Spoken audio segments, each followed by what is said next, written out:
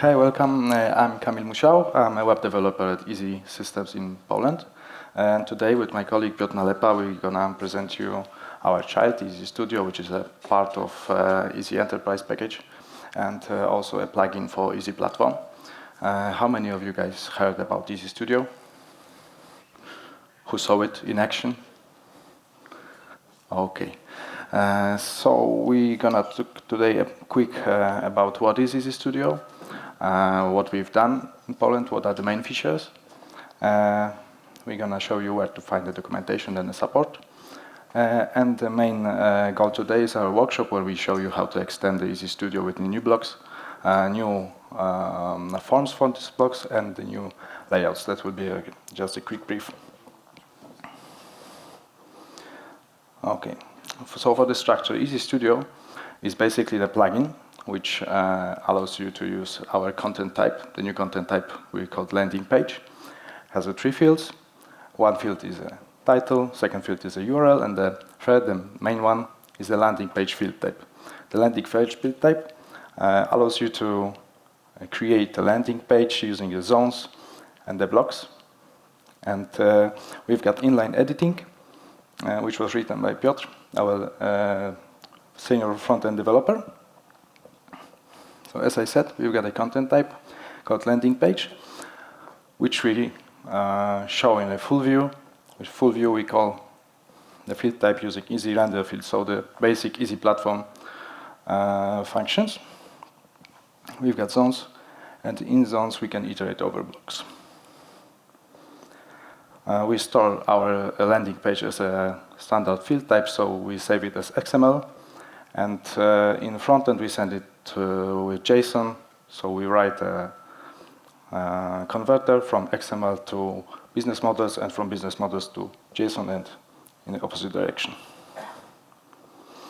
Our main features is the schedule block, which allows you to plan what will display. At a certain time, you can decide which articles or which content will be displayed in which block, and it depends on you when to show it. You can also overflow, so decide which blocks will send the content to which block. And you also get a timeline, we can show you it later. Besides that, we've got Flex Workflow, which allows you to send your content to review, to editor, where you can show a full history of mailing. And we also can create content on the fly. That's the latest feature. When creating, for example, article, you can embed new content which you will create during the creation of an article.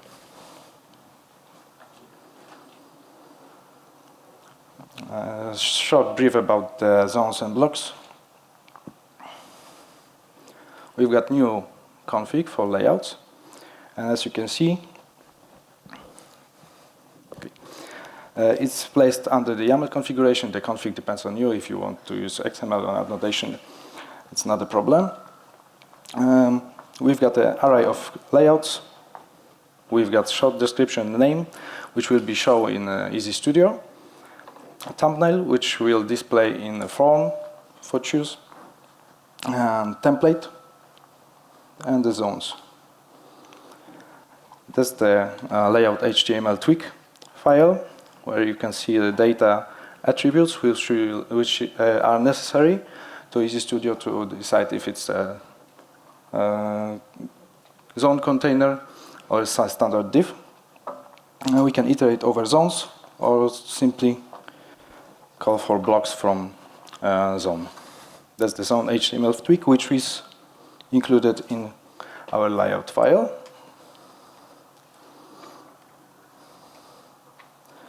And those are necessary data attributes. This case is a class, and those are data attributes to let the Easy Studio know that you want to create block in a certain div. That was a short brief. We will go to workshop right now. If you need some help, you can go to our documentation on doc.easy.no. You can ping us on Slack. We are trying to answer as fast as possible, and also don't hesitate to write a Jira issue, and if you find some bug in our product, then you can just create an issue for us. Okay, we decided to split our workshop for two parts. First part called part 8 will be a part about the backend. I think it's not gonna take us more than 2 hours.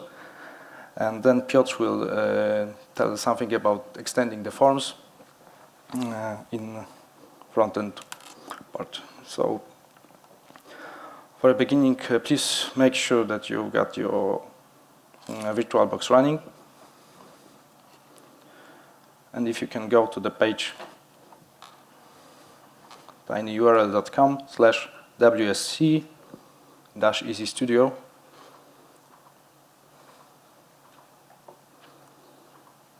Maybe something like this. Here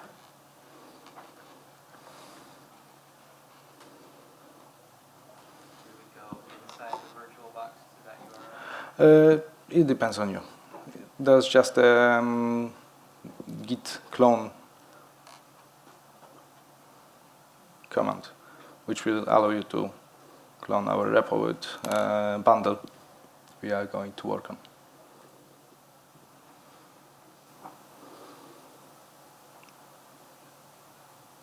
No, I will just tell you about it. We saw that VirtualBox isn't running as fast as we wanted to, and that's why I write to change your environment to prod. It will speed up a little, and we'll switch our mode to PHP 7 because we found out that PHP 7 runs better on VirtualBox. I think that will help us to finish it in a fast way. So for now, we just need to enable the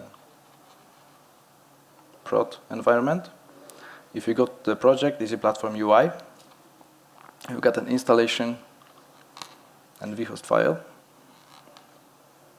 And in line 27, you've got a Symfony and environment variable. We're gonna change it to prod.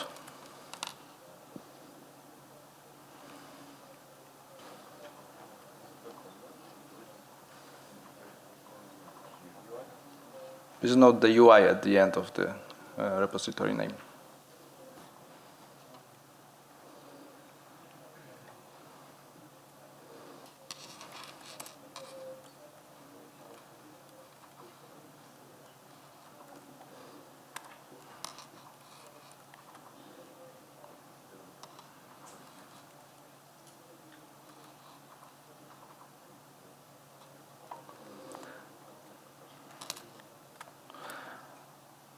Okay, and we need to disable the mode PHP 5.6 and enable the mode PHP 7.0.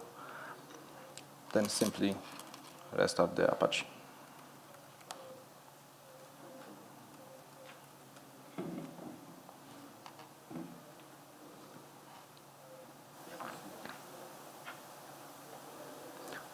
Those are the two commands you got here.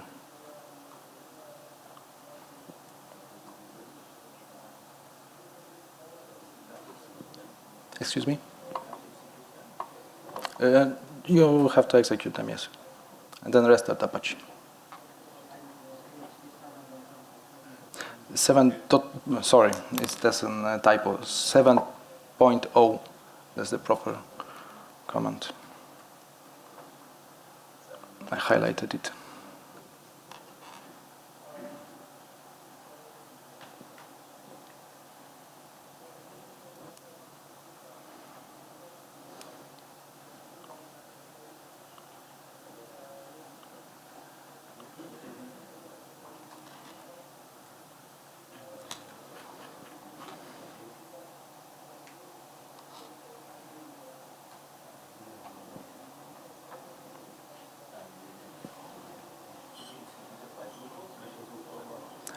Excuse me? Yes. The password sudo for sudo is websc.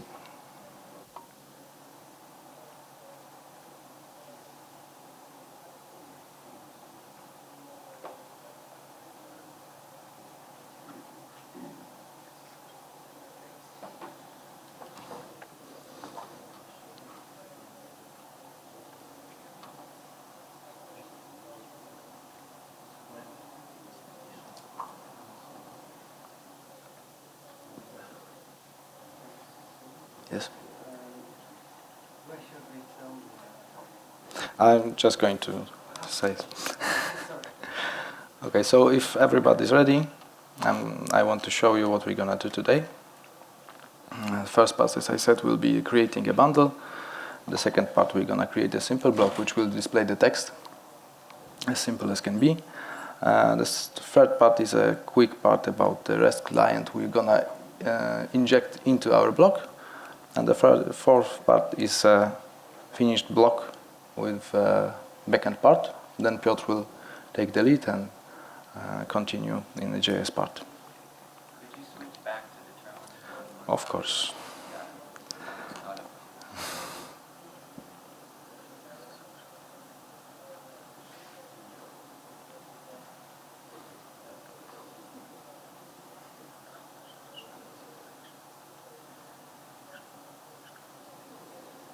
Now, if you're ready, you can clone the repo into a src folder with the command I included into the paste bin.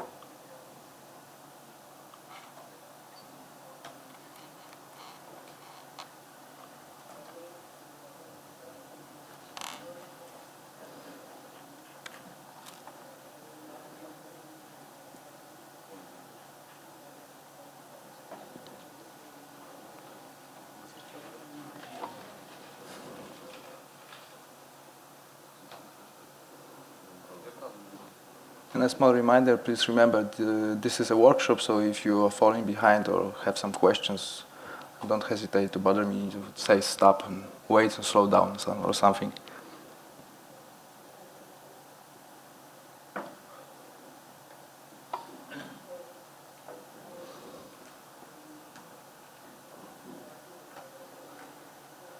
Okay, so are we still waiting for someone? I guess not. Okay. So in our src folder, we've got a new folder called Easy Systems REST Demo Block Bundle. Please switch to the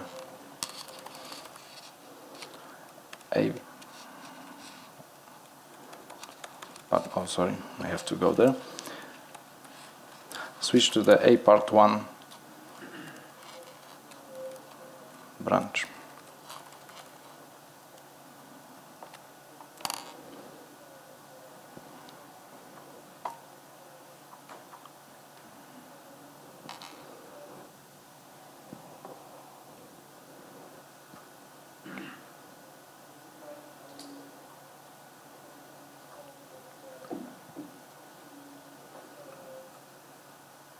Is there anyone who never used the Symfony? Who never created a bundle? Okay, cool.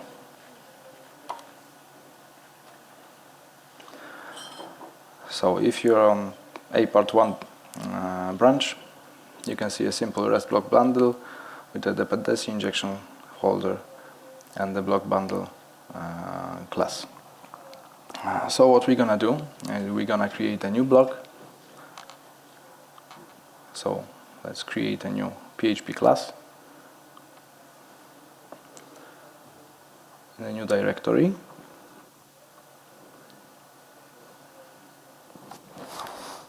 Do you see it, or should I change the resolution?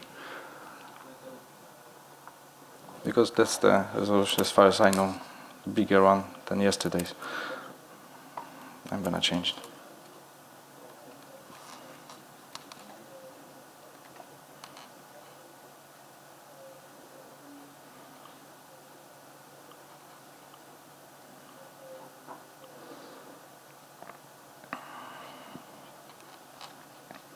Is it better? Okay, so when you're creating a new PHP class, we have to create a directory.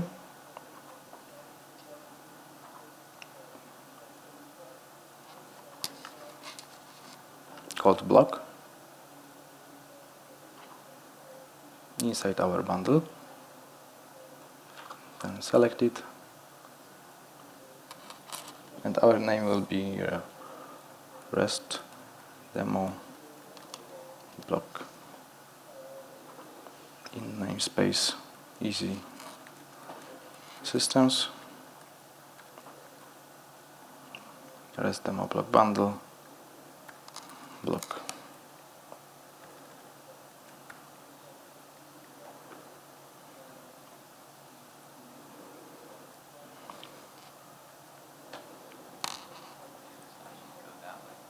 Yeah, because that's not the directory slash, it's backslash for namespace.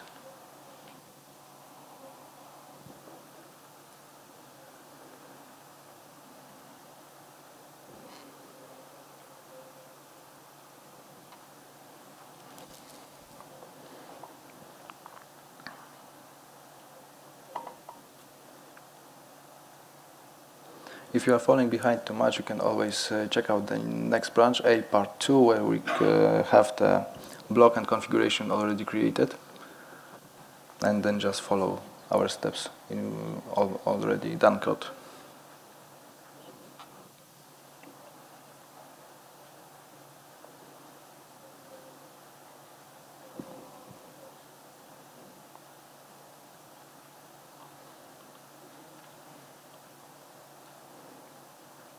Oh, sorry, it changed my slash. I didn't notice. Sorry, David. Here we've got the regular slash.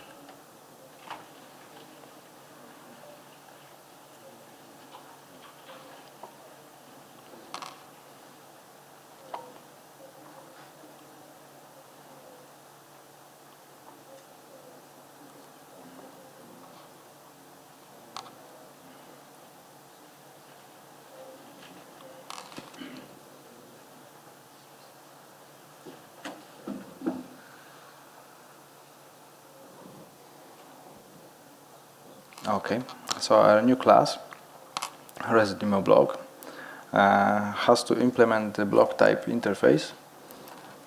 So we're gonna create it.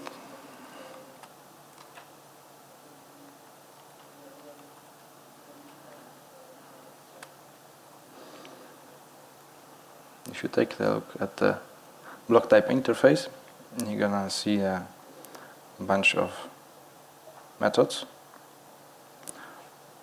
Those are the methods I already told you about. Attributes from XML, attributes to XML, helps the converters to convert attributes of blocks into XML and JSON. Create block definition is the method runs in compiler pass during the Easy Studio loading, which is used with Easy Landing Page field type bundle.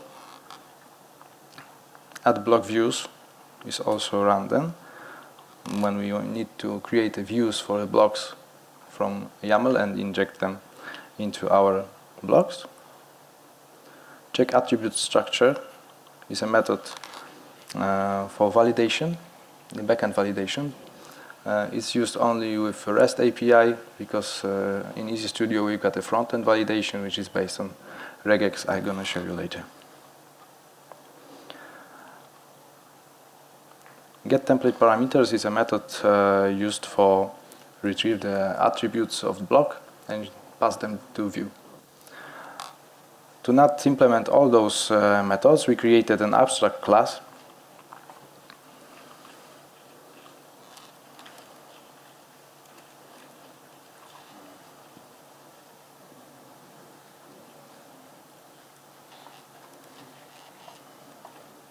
Abstract block type,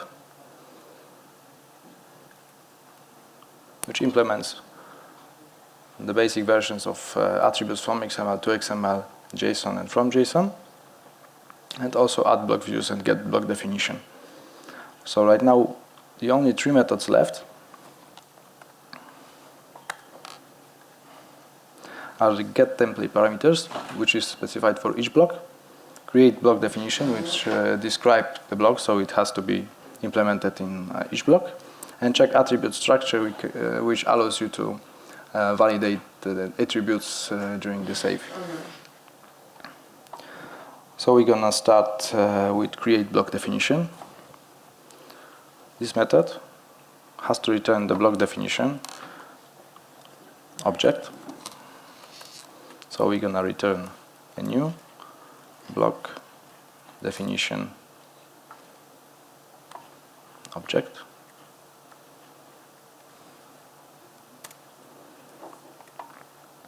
Did you use a keyboard shortcut to get all the methods out there? And now it should be done automatically in PHP Storm.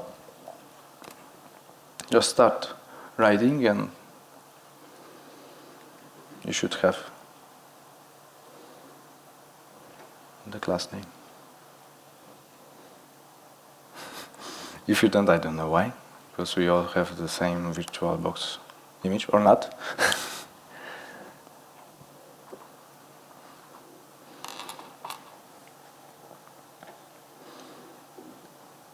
And here you can see parameters sent to block definition. We need to name our block. That's the type parameter. We're gonna name it REST demo.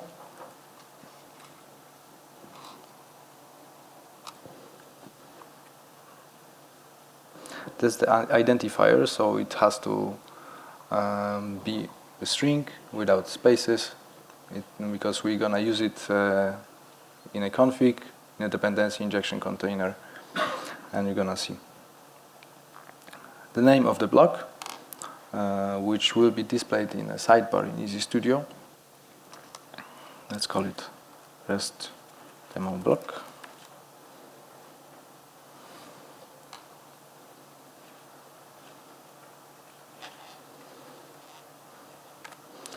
The next parameter is category.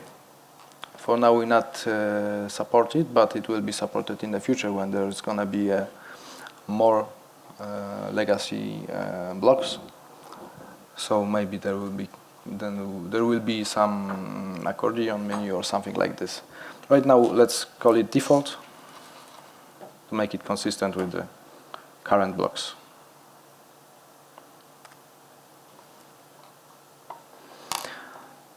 The next parameter is a thumbnail.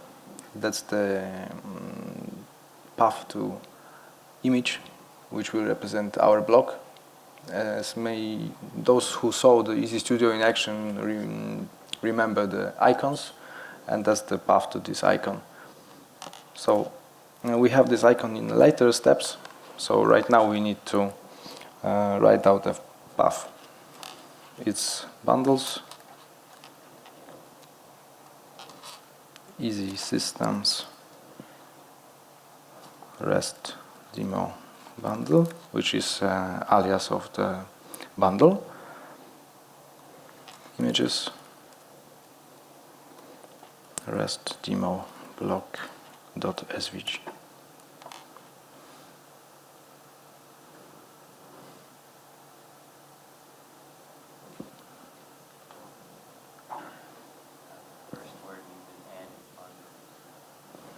Excuse me? The first word on that line? Is bundles. Yeah, and you can add. Ah, thank you.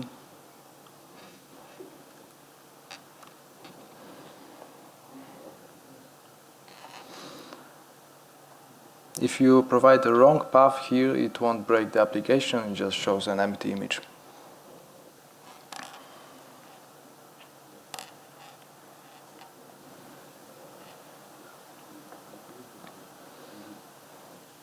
The next parameter is the view array, where you can hardcode your tweak templates. We use the config YAML for the views, so right now we just pass an empty array. If you create some static block and you want to have one template for it, you can hardcode it here and don't bother the configuration. And last but not least, the most important part is the attributes. The attributes will show in a form during the creation of a block, and the attributes is an array of block attributes definition objects. So we're gonna create for now only one parameter. It's gonna be new block attribute definition.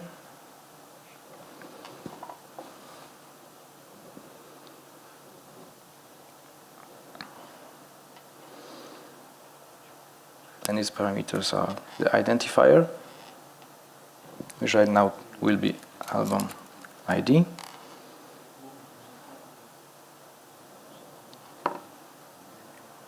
the name of this parameter, which will display in a form in a more readable way,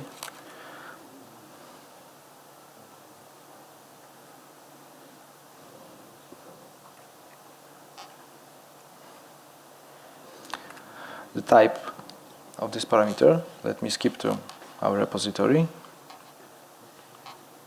where we have already committed our block. In the repository you've got an available options for a type parameter. You can specify if it's integer, string, URL, text, select or multiple. Multiple is a simple multiple select, and also one type which is embed, which allows you to embed content from Universal Discovery widget from Easy Platform to embed inside the block. The result of it is a content ID, which will be saved in a attribute in the block attribute definition. So right now we're gonna go for string.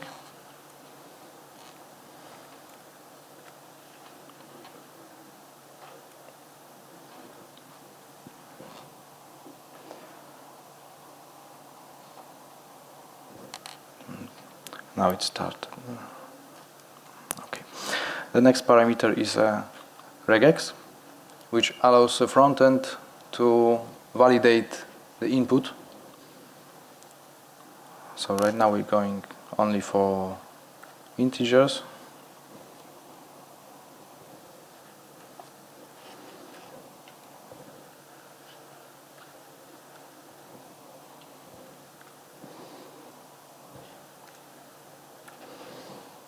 Piotr can say something about it, about the validation in the front.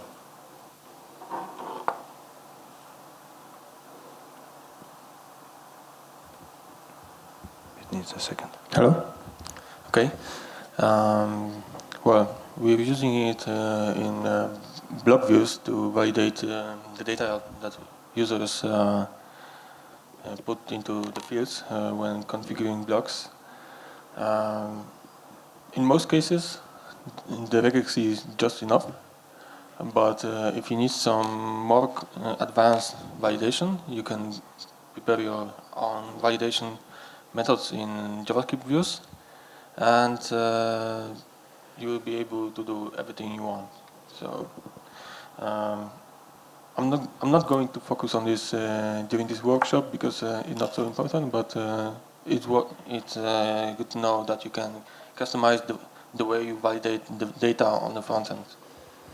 You can also specify the message will be show if validation is false, and that's the next parameter. So let's say an album ID has to be an integer.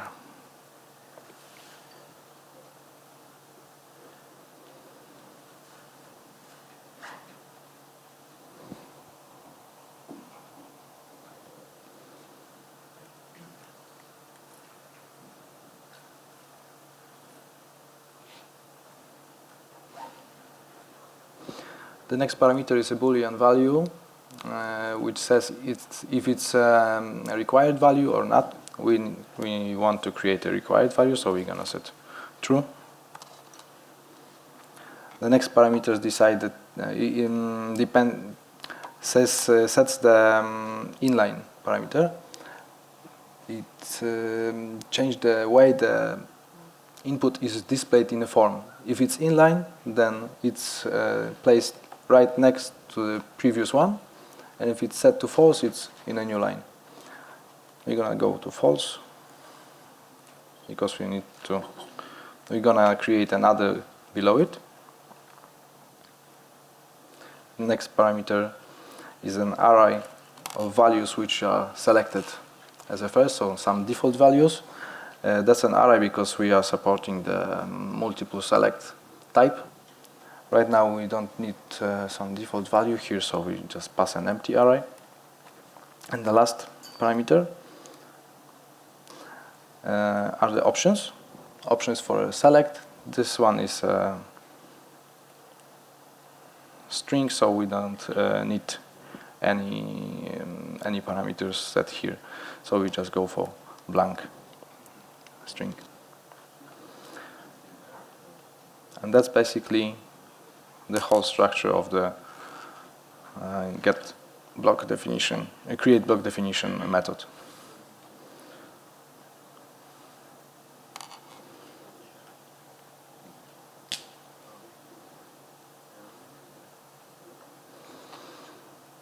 The second method we're going to implement is a check attribute structure. As I said, we've got a validation in the front end, which won't let you. Yes. Semicolon on line 58. Yes. Thank you.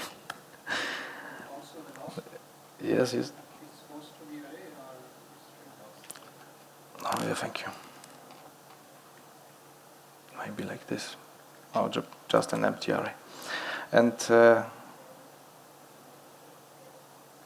we're gonna implement the check attribute structure. As I was saying, the front end won't let you save wrong values because the validation won't pass it. But we allow people to create the content via REST API. So that's the way to prevent them from saving the wrong data, because wrong data in a block will hang out our Easy Studio application. So right now, as you can see, we have the attributes array passed by. Those are the attributes we set here. So the only attribute right now is an album ID.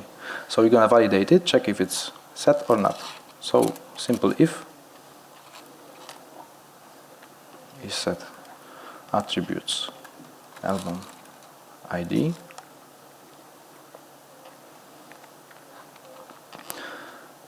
We're gonna throw new invalid block attribute exception.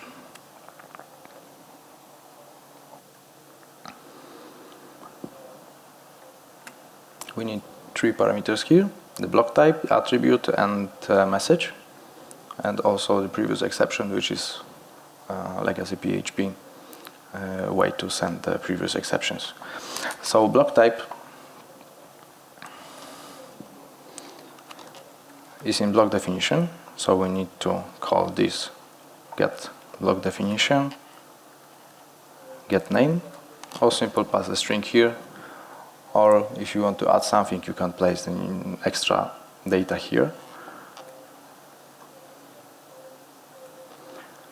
Attribute, that's an album ID, and the message album ID has to be set.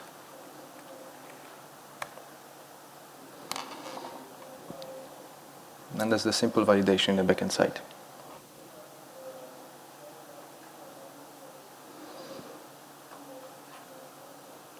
You can also inject some custom validator, handle the request here. It depends on you. Right now we are focusing mainly on attributes and block, so that's the simplest it can be. If you don't want to check any attributes, just return true and block will save.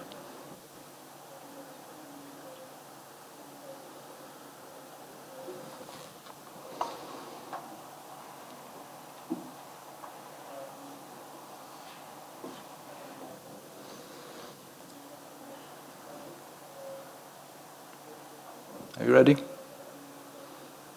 Okay, so let's go to the main part, which is get template parameters. Right here we are passing the parameters to a view. So we're gonna create attributes.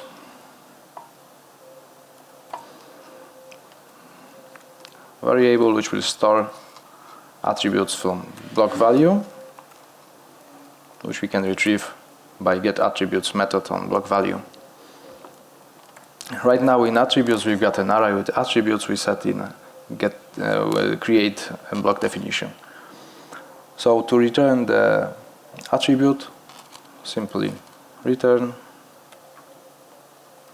an array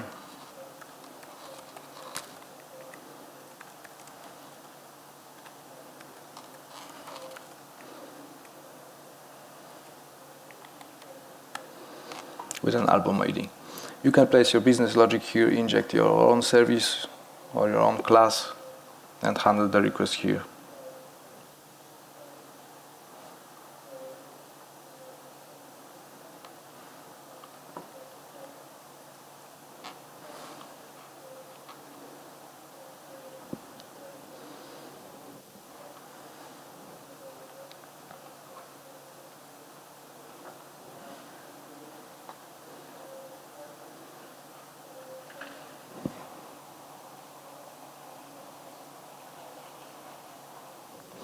Okay, so right now we've got our block class ready. We've got 3 main methods.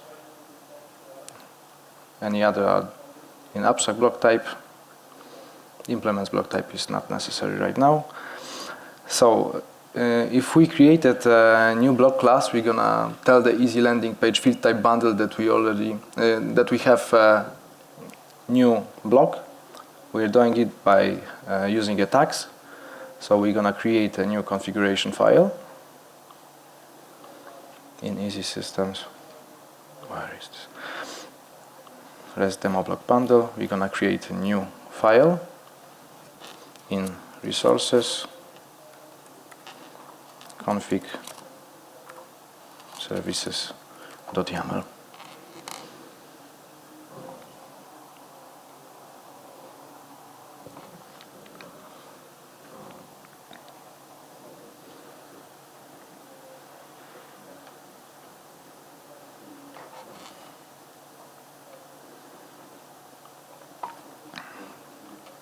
Just a standard Symfony way to create the services. So we're gonna create a structure. Name depends on you. We've got our standard on naming the class. So it's Easy Systems dot landing underscore page dot block dot and the name of the block.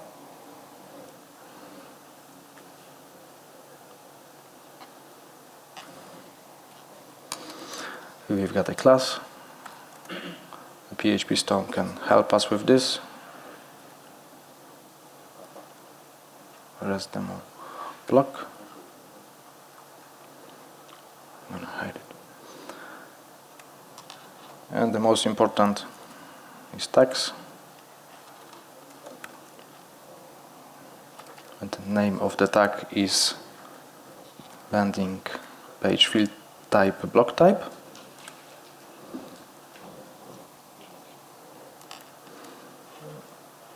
And the name of the block is an alias. Note that this is the name of the block we are specified in a block class, as I said. What's the end of that line? It's nothing more. Rest. That's all. REST demo. Okay, it cuts off on. Oh, sorry, I didn't know. How to move it, I don't know. Just a second. Maybe try something like this.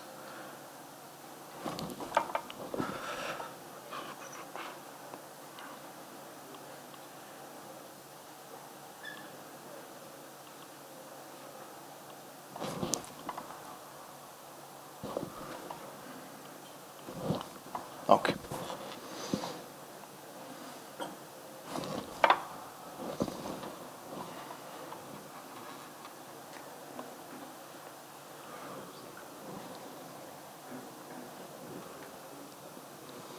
After we created the new YAML file, we have to place it inside our container. So we're going to dependency injection, easy systems REST demo block extension, and simply call a load method on a loader.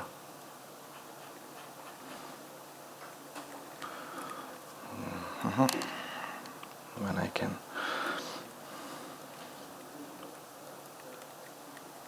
Okay.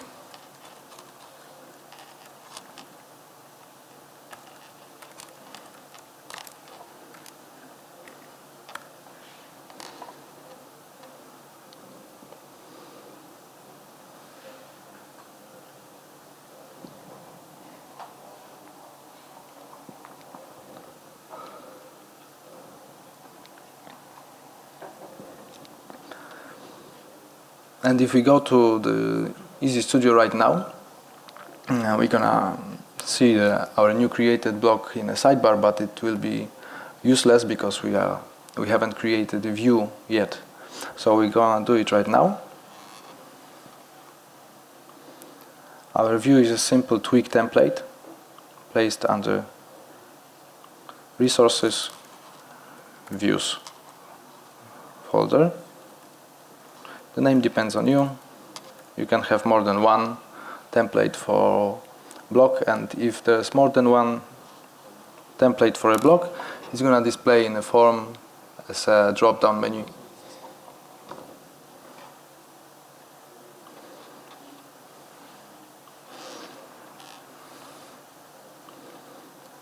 We decided what to display in our block class. So if I only can go to our class, I'll show you. In get template parameters. So right now we are able to access the album ID variable in our template. So let's display it in a tweak way.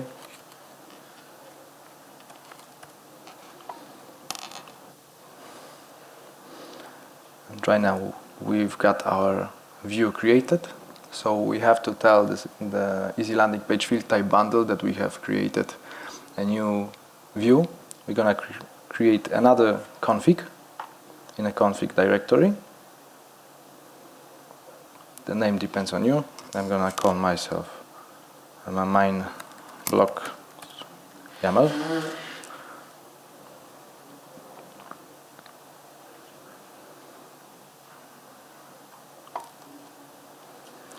And right here we got the following structure. Blocks, the name of a block,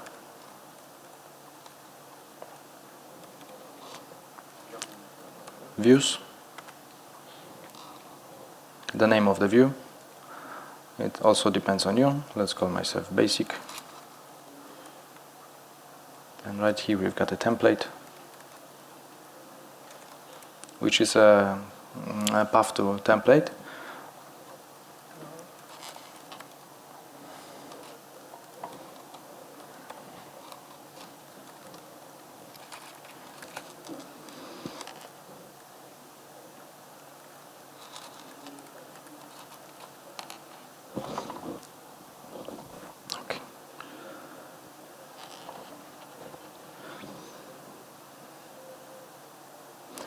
You can change the name of your bundle to make it shorter, because it may be hard to type all the name. And the name of a template, which will be displayed only if there's more than one. Let's call it new block template.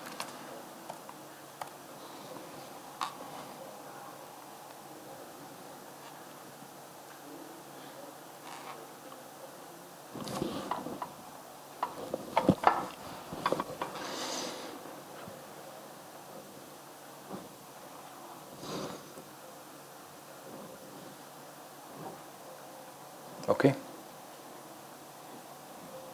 Blocks inside of the config folder as well. Yeah, you got it. Yes, you can see it here. Resources, config, blocks YAML.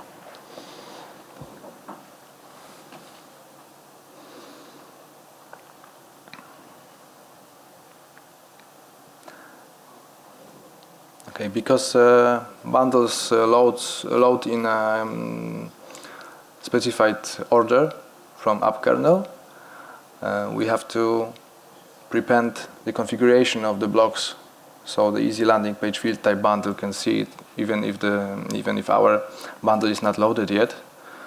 So we have to go to dependency injection again.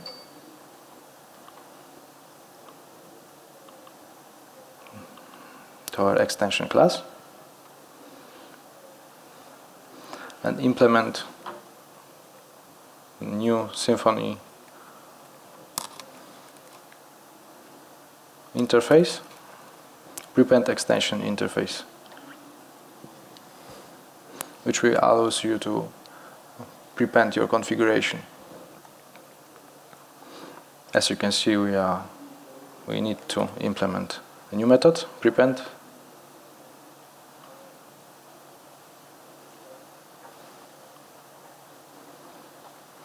And that's the part you can copy from the repo or write with me. Those are 4 lines, which we need to get the config file,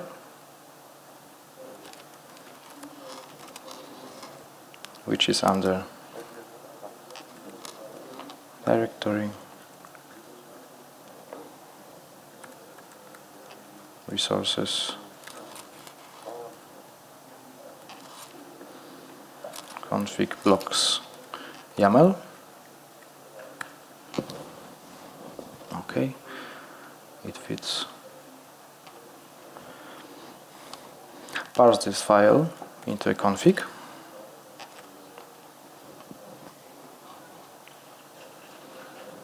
Using a YAML static method.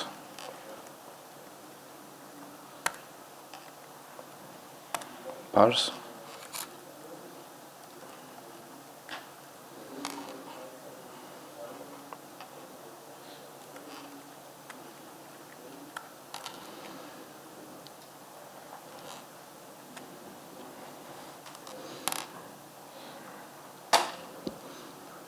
And then we need to prepend our configuration and add the new resource to the container.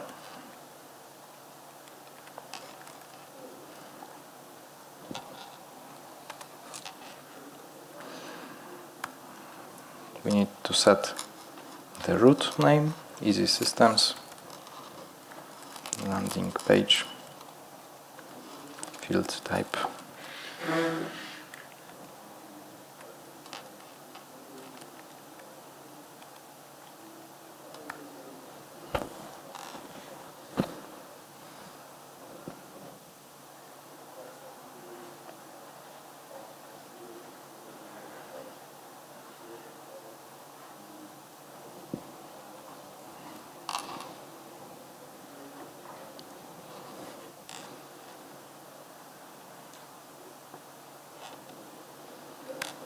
And add the resource to the container.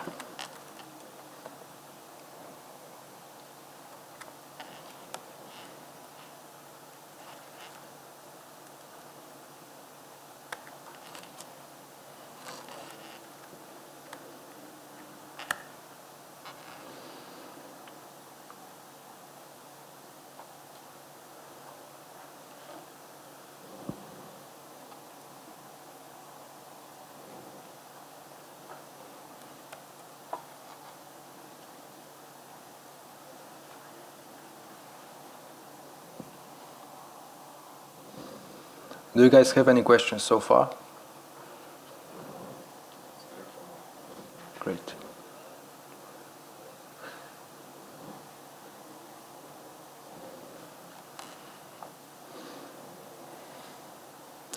Okay, so right now, hopefully, we'll be able to see the results of our work. Let's go to the easy platform UI.websc/easy.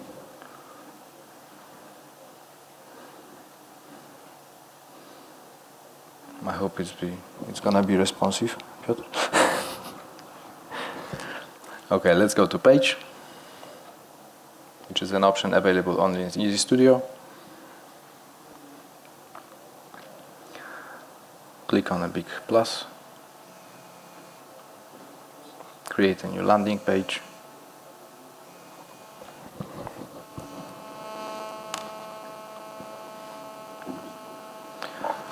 That's the layout which I was talking earlier. The images you can see here are the thumbnails, and here's the name. So we're gonna choose the first layout, go to next. Let's call it a new page, the REST demo. It's gonna be a REST demo page. And click done. And I have to zoom out a little bit.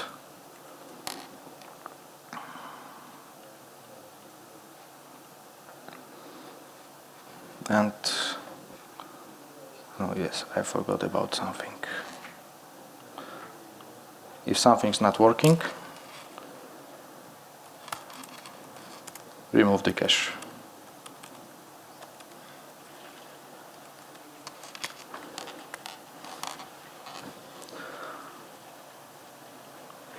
And then again, easy.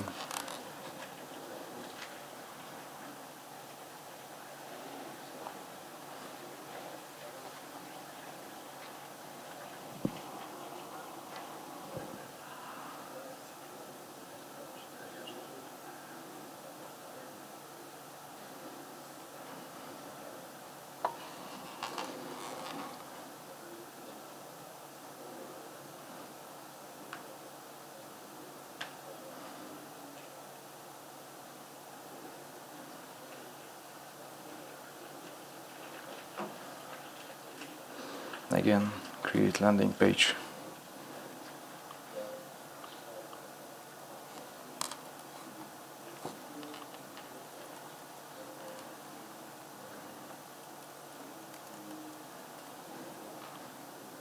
And still nothing. I don't know why. I have to find. I should miss something. Oh yes, I didn't prepend the blocks.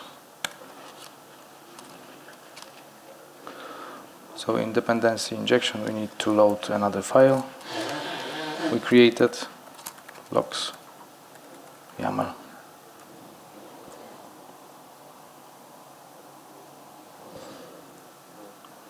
Yet again, cache, and fingers crossed.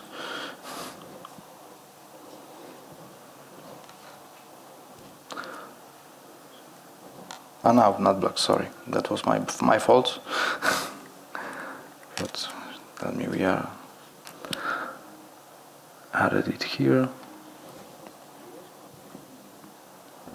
The services are loaded. And because we are on the prod, I have to find the way to see the error. Maybe some typo.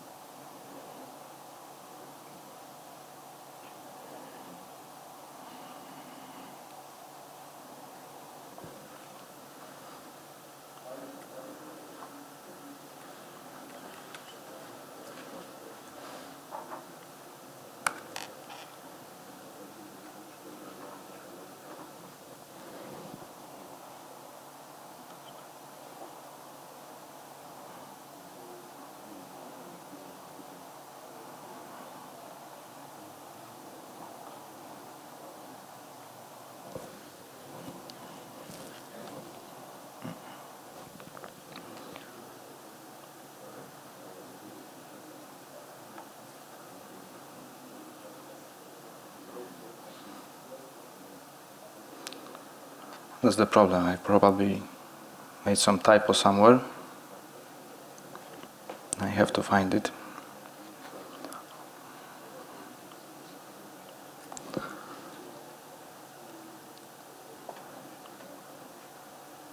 Let's say if I won't find the typo, we just check out the next branch, because we don't have much time to waste. It's the string. Okay.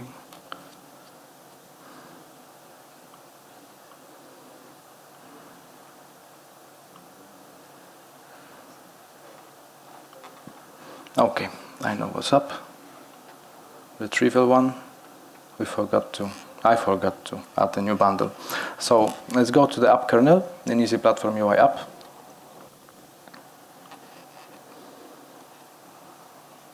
Then in our method register bundles, at the end, add new one. REST demo block bundle.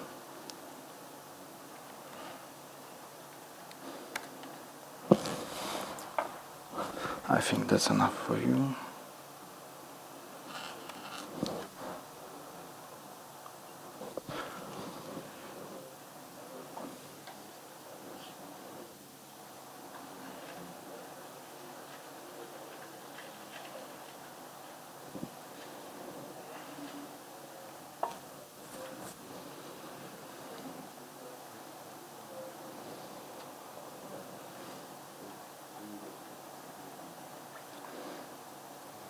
And yet again, clearing the cache. May work. Yes?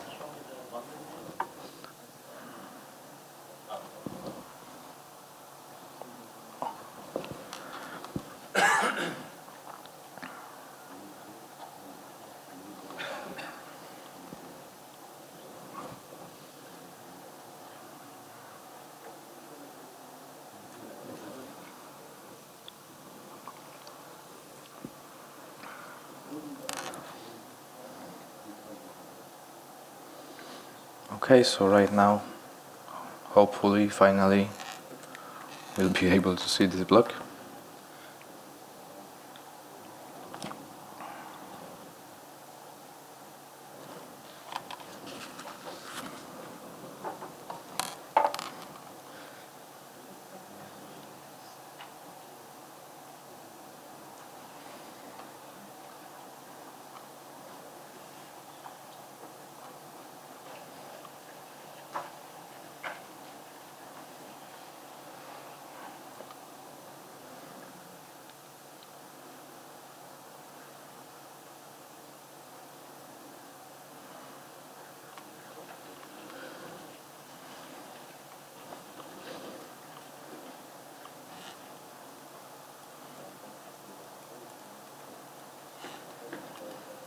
And here's a new block, the REST demo block. The name is the same as we set in the block definition. The image is broken, as I said, because the image is in another branch. We're gonna check out to it, and then we can see the icon. So right now we can drop and down it on a page and click on it and go to settings.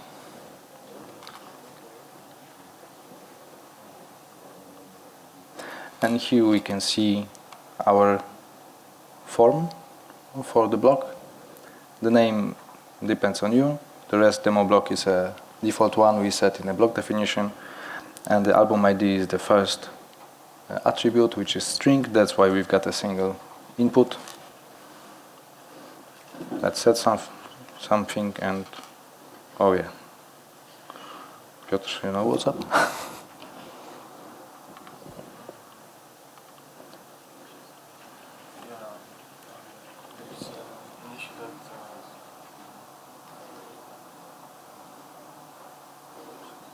Okay, that's a known issue. So let's check out to the part 2. We have to, as far as I know, clear out the directory. So let's delete or stash or move the files we created. I'm gonna move it one layer before, so I'm gonna move block into directory easy systems. Same with resources.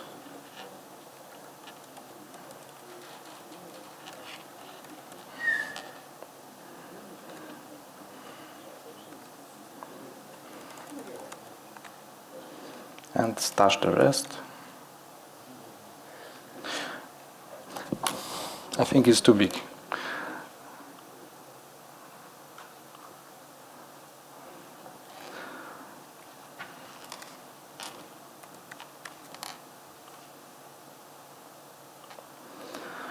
Okay, so what I've done, I cleared the repository to be able to fetch another branch, second part of the workshop, A part 2.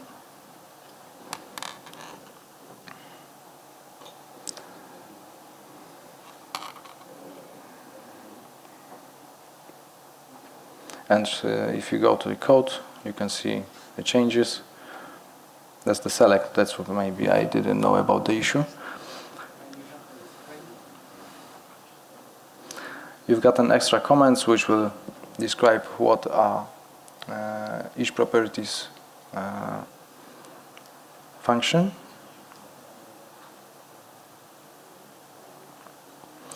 The list of available options for type.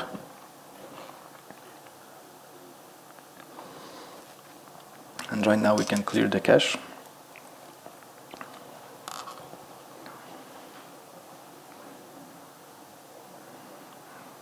And see the drop down in the front end.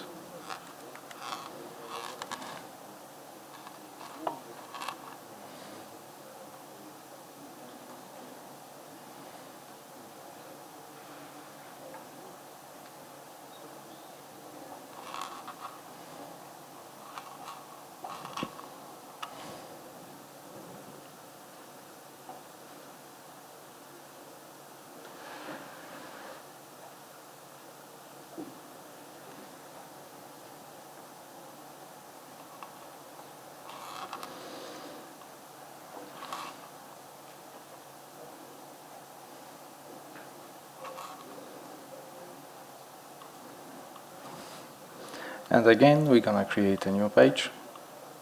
This one which will be saved.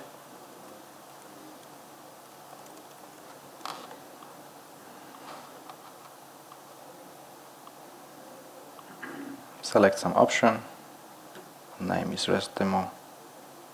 And right now we are able to see the preview of the block. And when we save the page and publish it,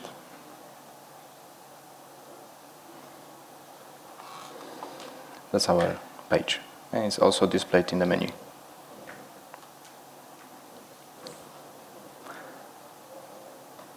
Okay, let's go to the next step, which is creating a REST client. It's not a part of the workshop, so we're just gonna check out and I briefly say some words about it. So let's git check out A part 3. There's only one file, which is the REST client in our demo bundle REST JSON placeholder.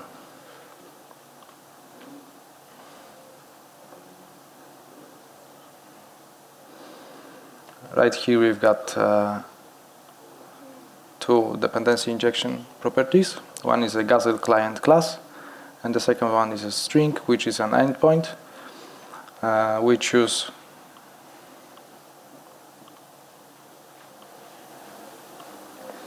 JSON placeholder typecode.com, which is an open source dummy REST API generator. I hope we won't hang out the connection. It has some basic methods to retrieve the information from the REST API. Okay, what we're gonna do is create a constructor for our REST demo block, where we're gonna inject our JSON placeholder and handle requests to send them to a front end. So what we're gonna do now is we're gonna create a new private property, which is JSON placeholder.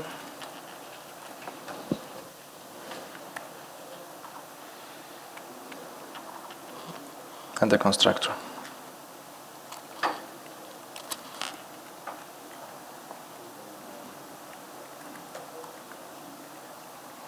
With the JSON placeholder class injected.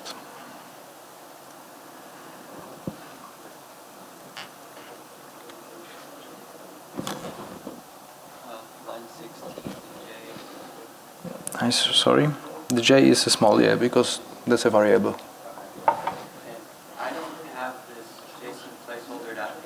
Did you switch to the next branch? Yes, it was a part 3 branch. And simple.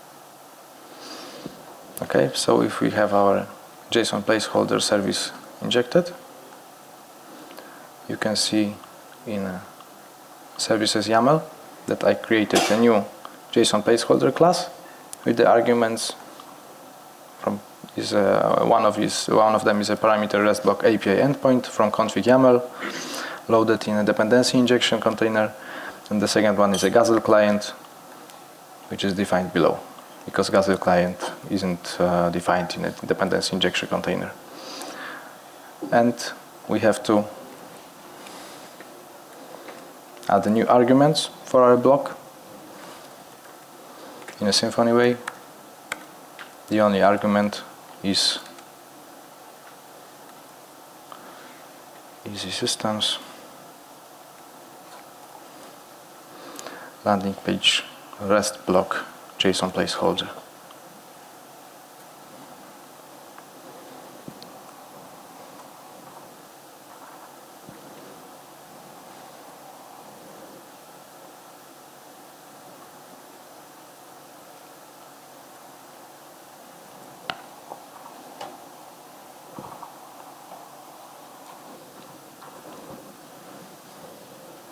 Okay, when it's injected, we are able to use it. So let's go to the get template parameters and change the album ID to an album, and the value of it will be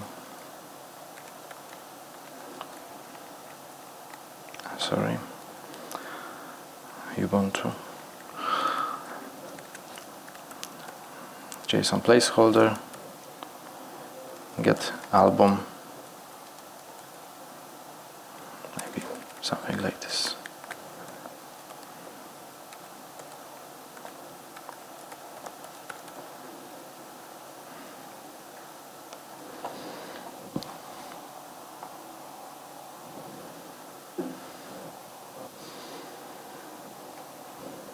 So if we loaded album, we also want to fetch the images from it, so we create another array value, which key will be the photos,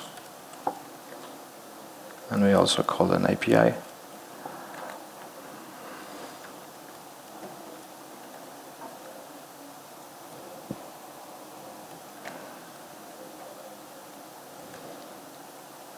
List photos, and also attributes album ID.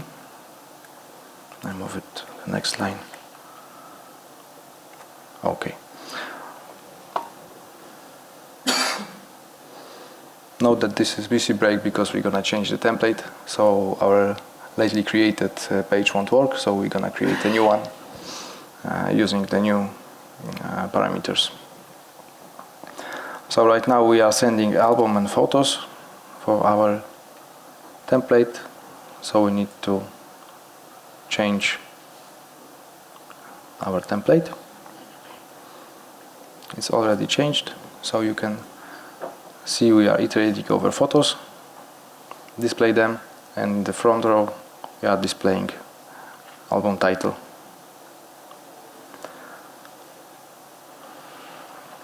The album ID isn't a simple integer, so we need to fetch it from the REST API. So in a create block definition, block attributes definition, we're going to change the last attribute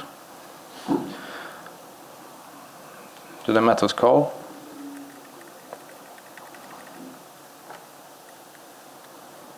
From our injected service. And here we're gonna call the list albums. Right now the select options will be fetched from the REST API. So let's save everything. I hope I remembered about everything. Clear the cache.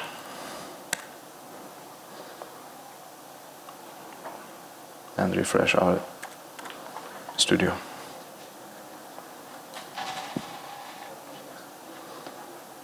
When do we have a coffee break?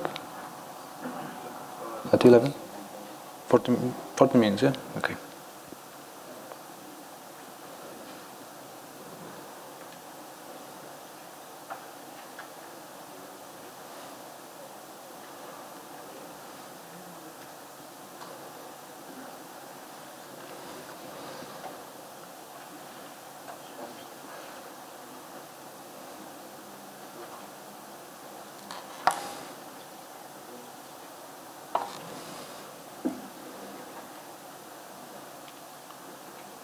So let's create another landing page from this layout this time.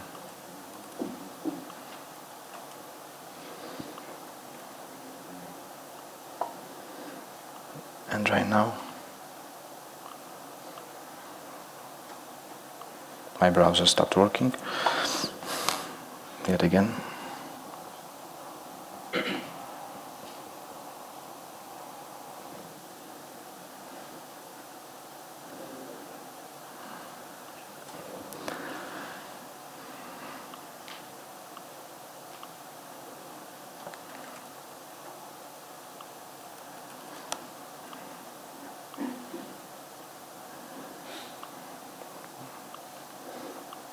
You can see fetched albums from the REST API.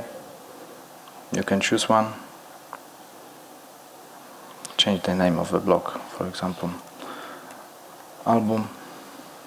Submit. We have to wait for the call. It's still going as far as I know.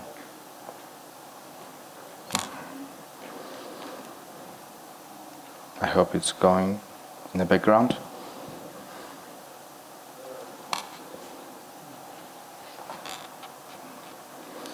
I'm going to publish it and check if it's something with the REST API.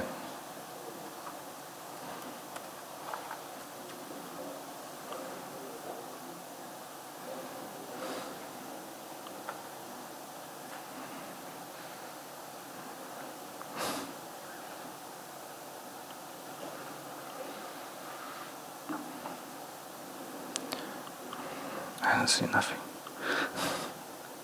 Yeah, it looks like JSON REST API stopped working.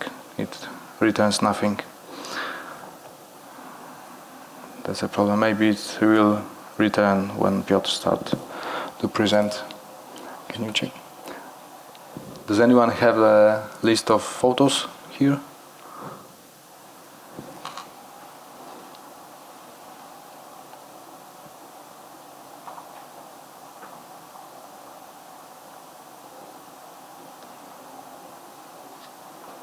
Okay, Piotr has it. So maybe we can switch to Piotr's laptop because it's gonna be his turn now. You wanna show us? Oops, sorry.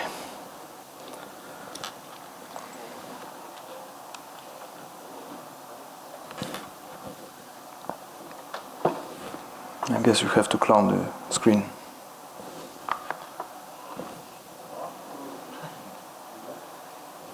Yeah, we're from Poland.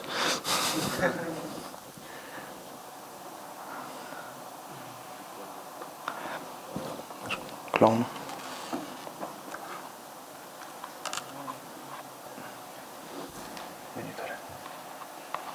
Monitorem czytać.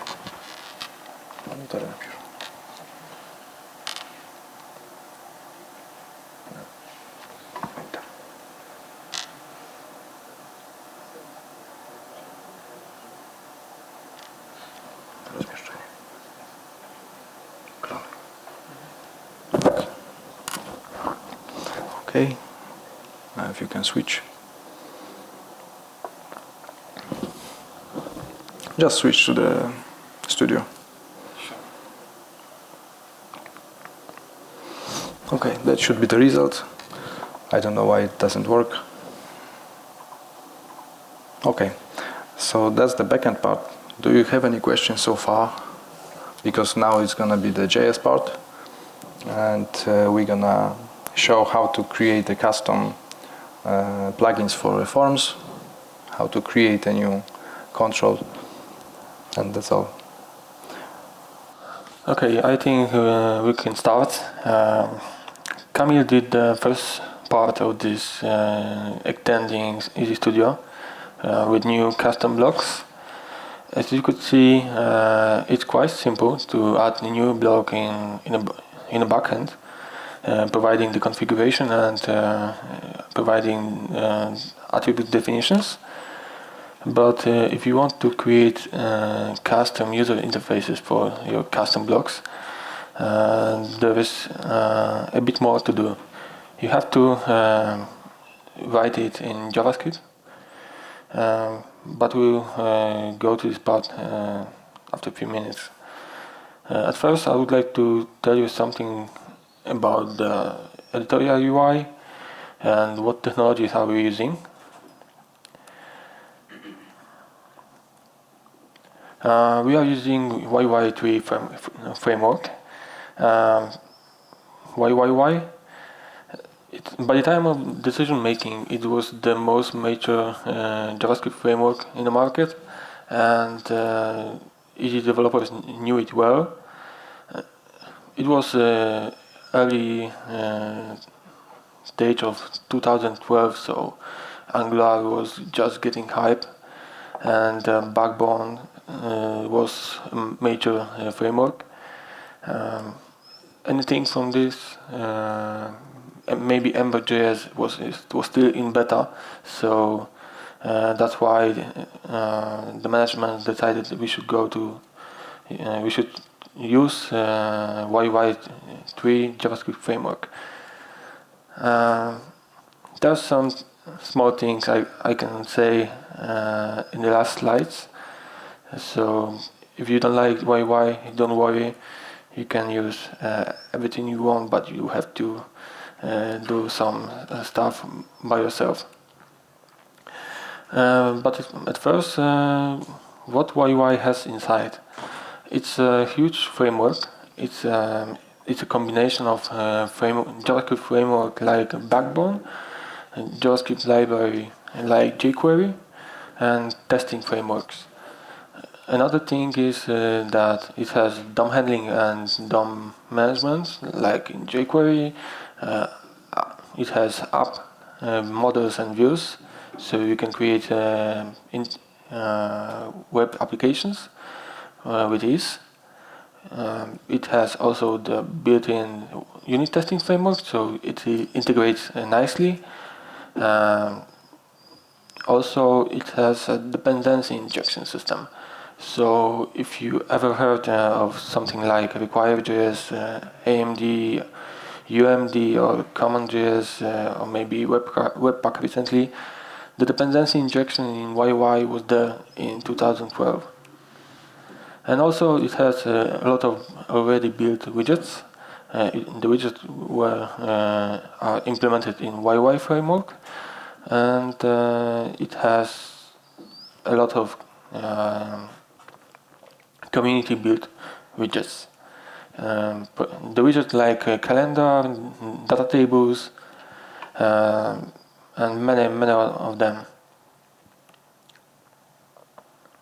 I have a question to you. Who writes JavaScript in daily work? Okay, I see not so many.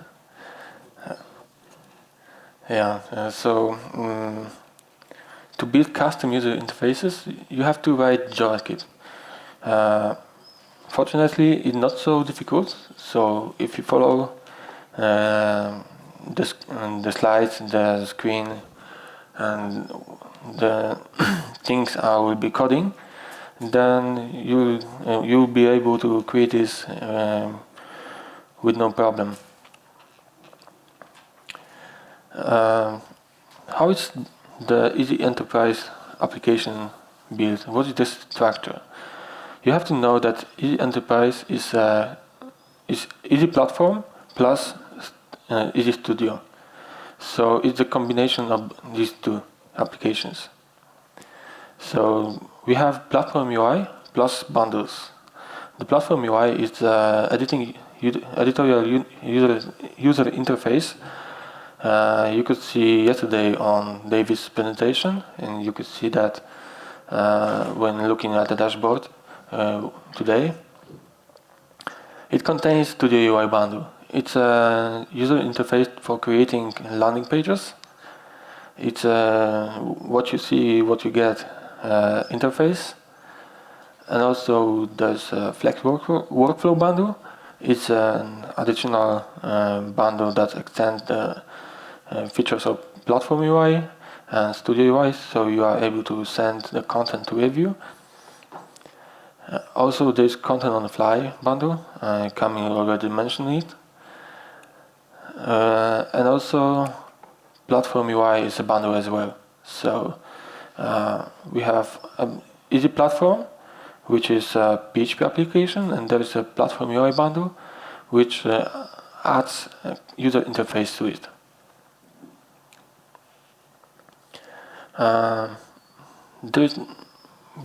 At Easy, we usually follow the structure that has the same. We follow the same structure in every bundle that extends Platform UI, and all of them use the following structure. We have the JS folder with app folder, and there is inside the plugins folder where we keep plugins that were meant to extend the Platform UI application, and not Platform UI views, not models, just application. And there are models that they keep the business logic inside. Also we have views and plugins, and views have services that can be extended with plugins. So as I said before, the Platform UI app and views can be easily extended with plugins. They are easy to write. You don't have to hard code the methods inside your bundles. Services are meant to get data from the server. So whenever we create a new route, it uses views and services. If view doesn't use service, then that's okay. But if a view needs a service to get some data from the backend, then we have to define it somewhere, but it's not the topic of this workshop. Also we use models, they represent data structures and the business logic, and views, they represent user interface. So as you could see, these pop-ups and blocks and preview, it's a view. The user interface, it's something that user can interact with, and it should not get data from the server. It should just show the state of the application. And what are we using to communicate between views, services, and models? It's all based on events communication system. So if you know from jQuery, events like click, like resize, like hover or focus, it's all events. We are able to create DOM events, like change when you change the value of selector, or focus or hover. We can create custom events for our own application, so you can communicate between views and services and stuff like this. And also the built-in view attributes value changes event. So whenever you define an attribute in a view, or in a plugin, you can listen to attribute value change. You can get the previous value and the new value with event object. And it's important to note that events always go from the bottom to top. So you can imagine that the application, the platform UI application is at the top, the services are inside, and the views are at the bottom. So we always communicate from the bottom to top. And if you want to know from the service how to get the event source, the view that fired the event, you can use just event target, which is provided with the event object. You will see that when I will start coding.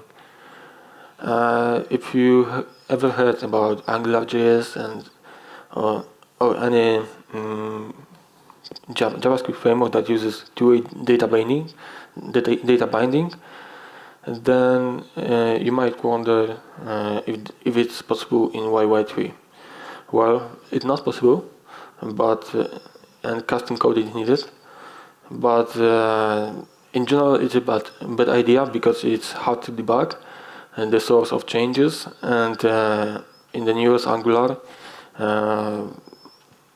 they left this idea and they got back to the one-way communication from the views to services to the application. So it's much easier to debug the application.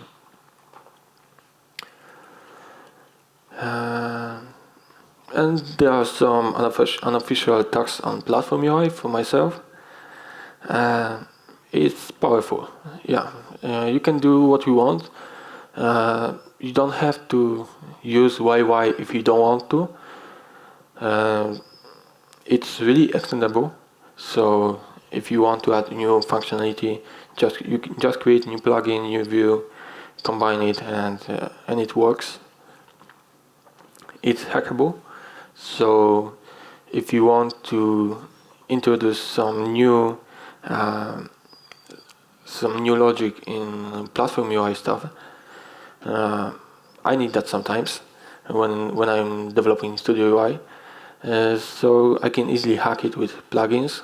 I can keep the reference to the original source, to the original method, and implement my own custom method, and then get back to the original. So you can hack it if you want it. Can you use other JavaScript frameworks or libraries? I can say it's up to you, but we are using React.js in Platform UI and Studio UI, but officially we don't support it. Why? Because we might change it in the future, and we don't want to keep it. We don't want to support it forever. We still have a lot of discussions about this topic. What should we use for views? Should we support it officially or not? But you can use React.js if you want, but you don't expect from us we will support it. And what about the newest standard in JavaScript like ECMAScript 2016 and 17? Well, you can use it if you want. Once again, if you want, you can use it.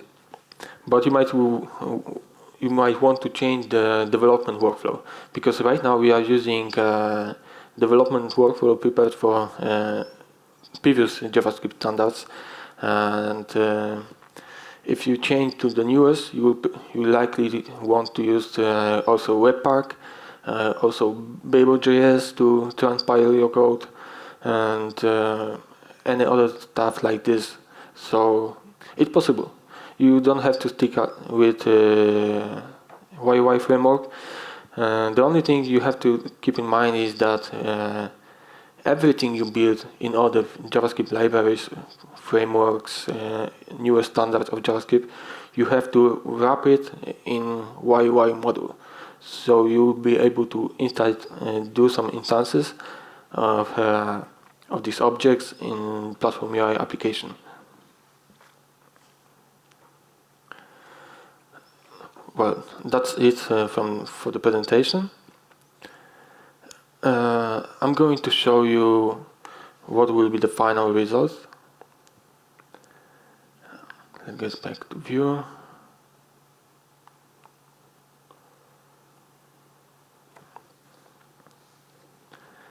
I'm going to show you the final result of our workshop, so you'll be able to imagine how much work we needed and how it will look like in the end.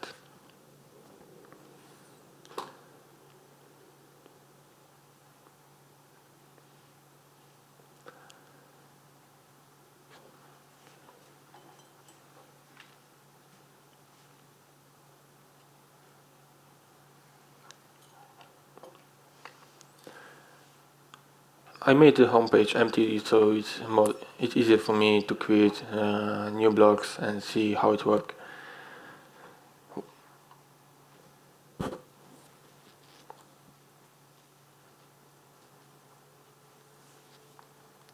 There's a REST demo block. You can see we have this select, and whenever you select,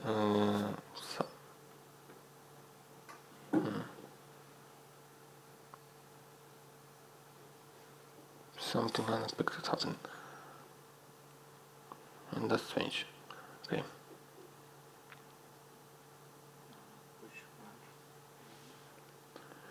I'm using the deleted launch.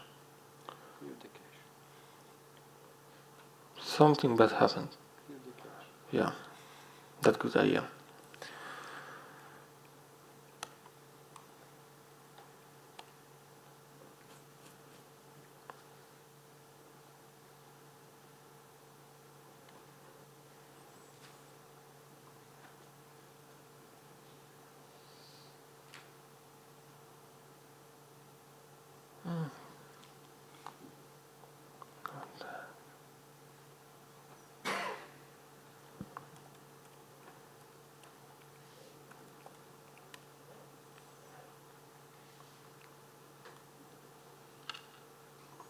Okay, let's go.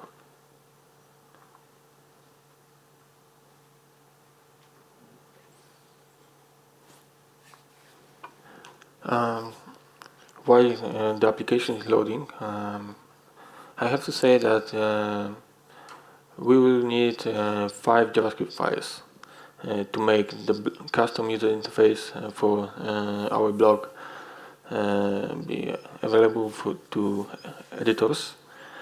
And 2 of them are plugins. One will be responsible for adding new blog new blog reference to landing page editor, and the second one will be our service for blog.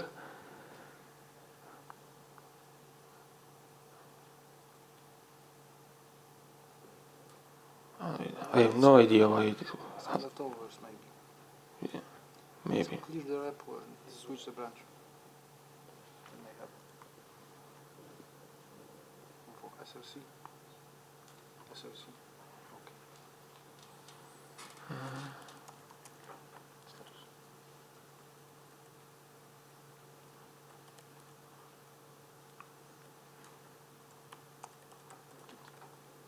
Tick.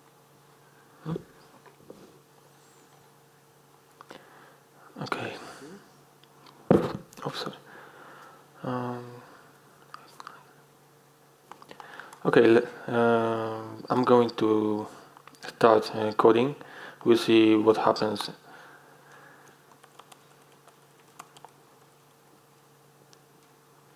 Which branch to switch?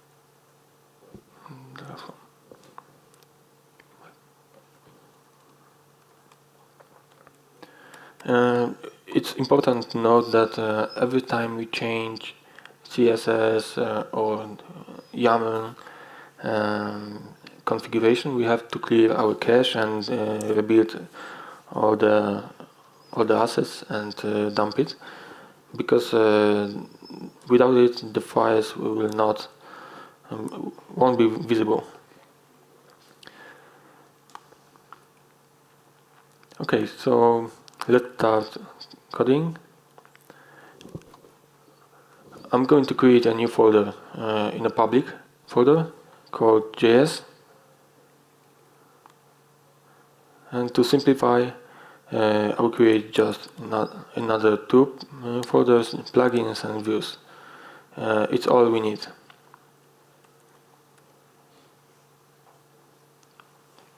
Done. So the first thing we need to do is to create a new blog view. I'm going to call it wst-rest blog view.js.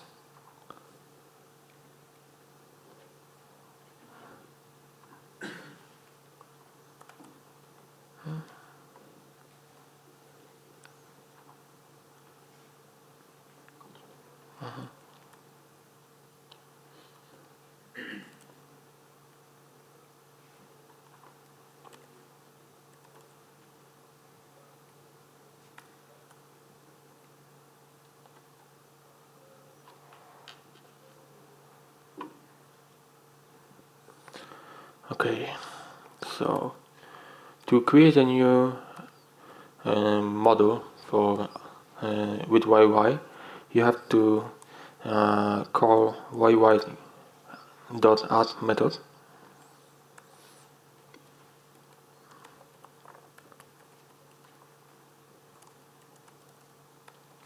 which takes two parameters. One is the module name and the second one is the callback. So you just, by typing like this, you already create a new module.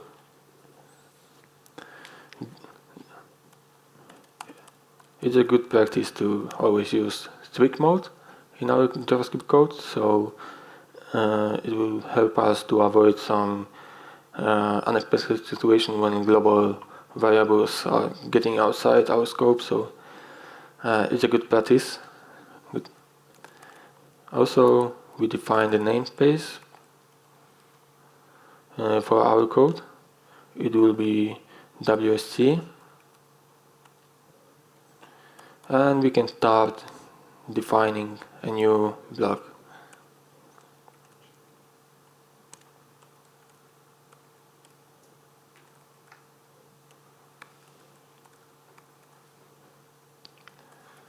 I will call it REST demo block view.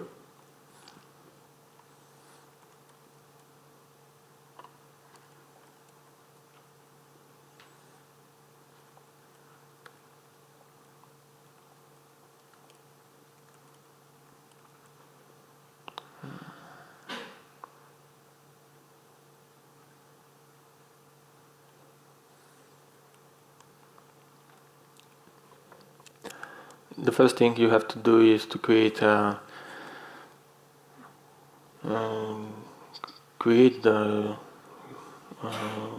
something like class definition, but in ECMAScript, in this old standard, there's nothing like classes. There's still object. You can do instances of this. And the next step is what are we going to extend. In our case is easiest block view.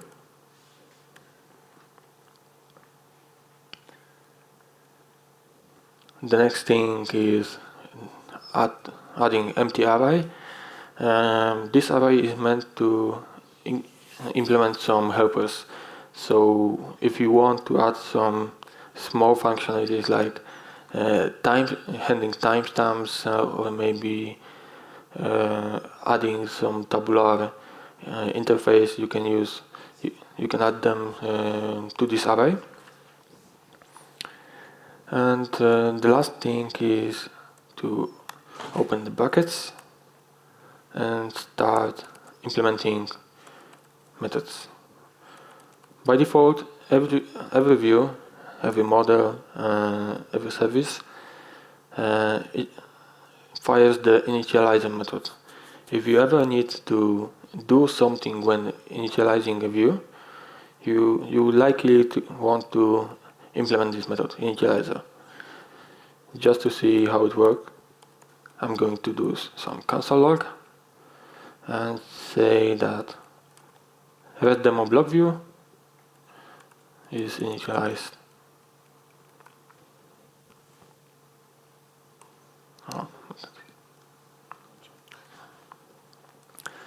The next thing we have to do is to create a plugin that will add our block view to landing page. So we have to do the same thing as we did before. Add WSC add REST block view plugin. You can call it whatever you want. I'm going to call it this way.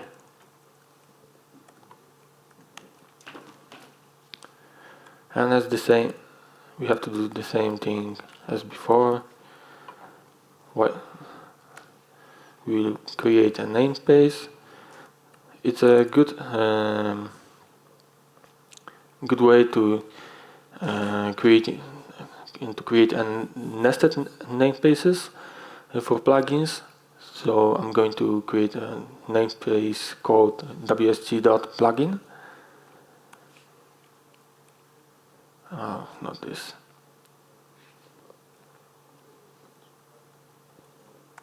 I'm used to Mac interface, so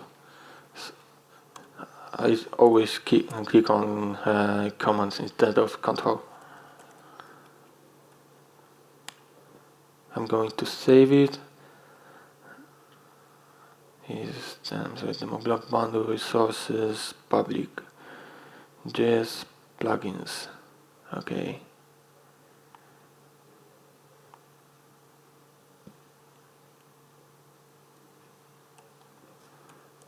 And the plugin will be stored in a file named wsg.rest.view plugin.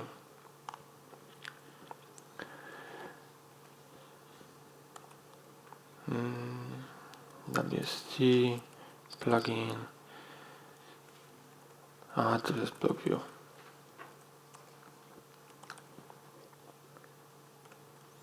And the same thing as before, we are using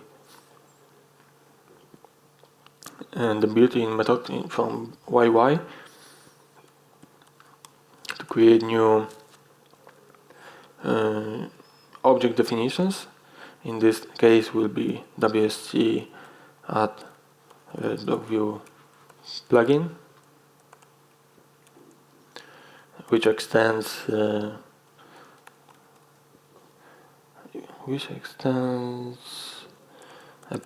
plugin service from platform UI, so it's important.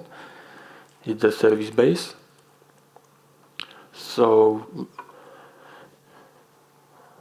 no, this one uses different plugin. Yes, because we want to extend attribute from the landing page creator view. And also empty array and object. It's important to remember about adding the namespace.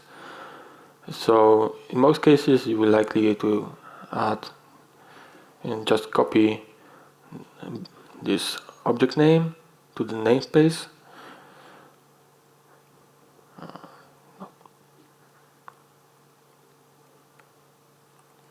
Yeah, like this. You can also have an initializer function.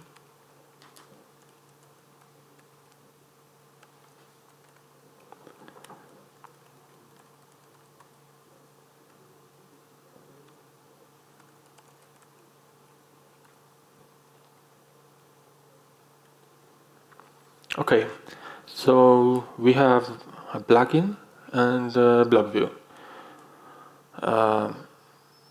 They do nothing. They just initialize and do nothing. You will see that if we add a configuration for them, in a config. We are going to create two files, yy.eml, and yeah, that will be enough for this time. Then the other file would be css.eml, but we are not using CSS now. So in this file we're going to make to create a structure,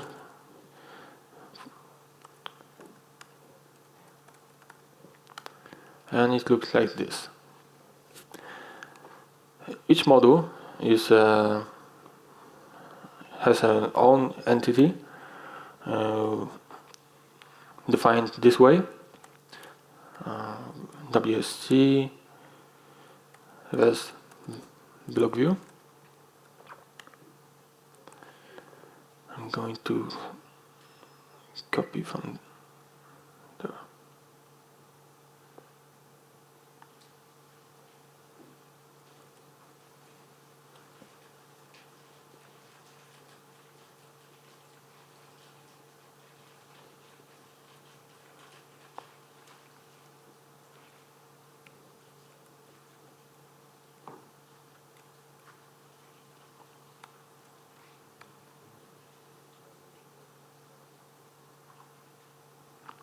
Okay. We don't need this for now. And something gone.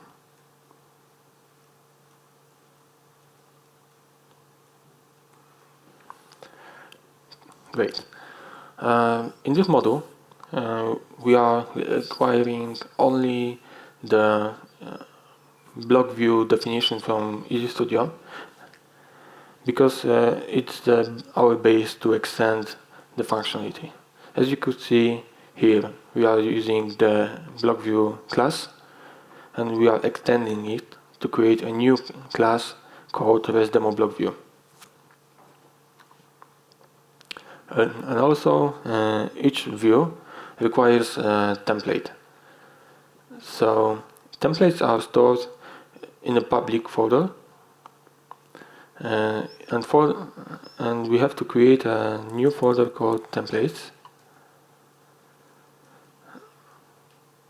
But in this case, we will need to use default template from Studio UI.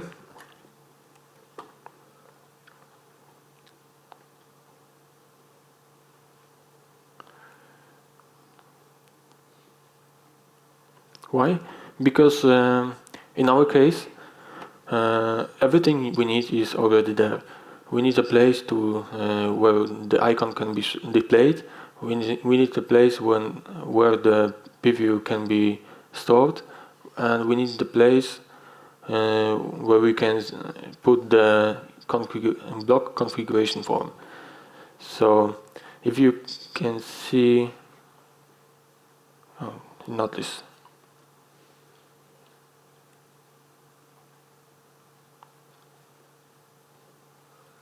Yeah. If we go to this definition of block of this template, you can see something like this. For JavaScript, we are using handlebars as our templating system, and as I mentioned before, we need a place where we can display an icon, which is placed as an image, and also there is a label with a block name, and we need some place where we can store this purple action menu with the icons, and that's it. And that's why this template is very simple, and in our case we'll use the default one.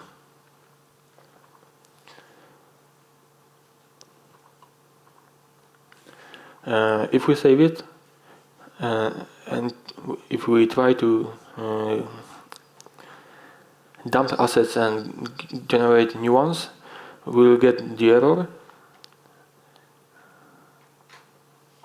telling us that they are missing some configurations, but not in this case.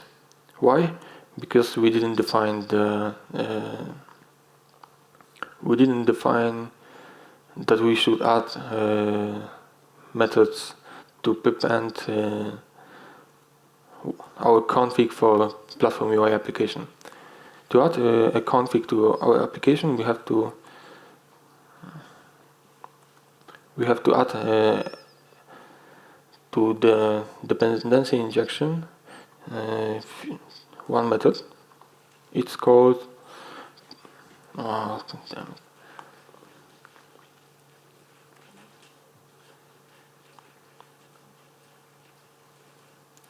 it's called prepend YY.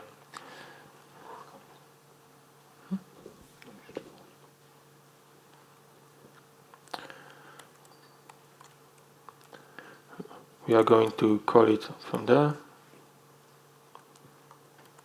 and pass container.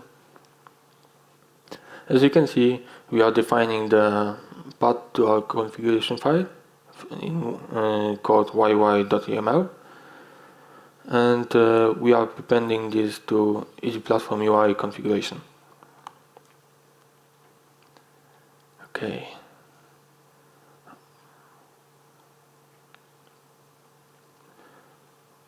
The next thing we are missing is the plugin. We created a plugin named WSC-add REST block view plugin.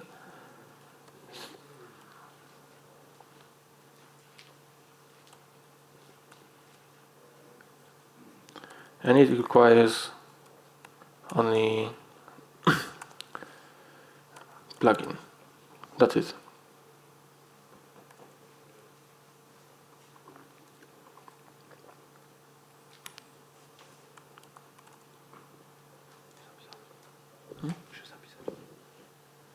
Yeah, I'm going to copy the path.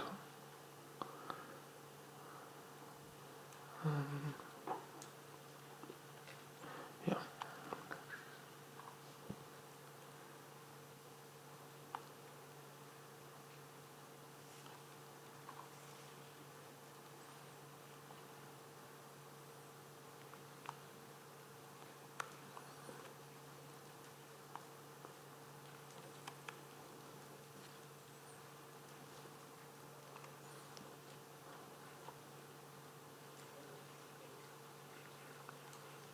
I'm going to skip it.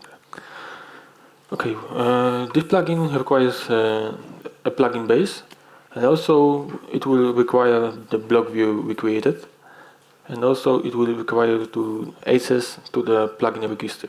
So whenever you add a new plugin that extends any kind of view or service, you have to call the easy plugin registry.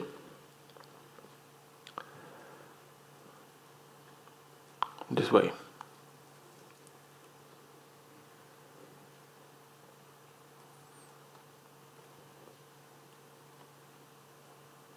Oh, no.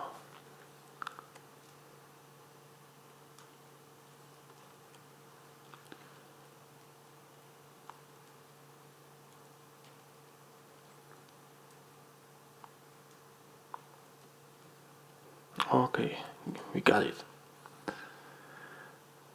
So now we can generate our assets.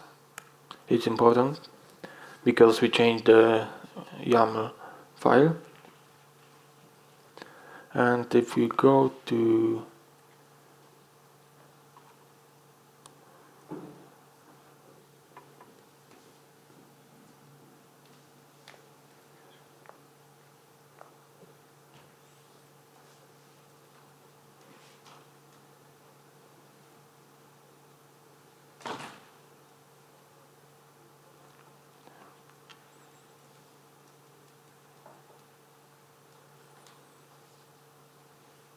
if we go to REST block view,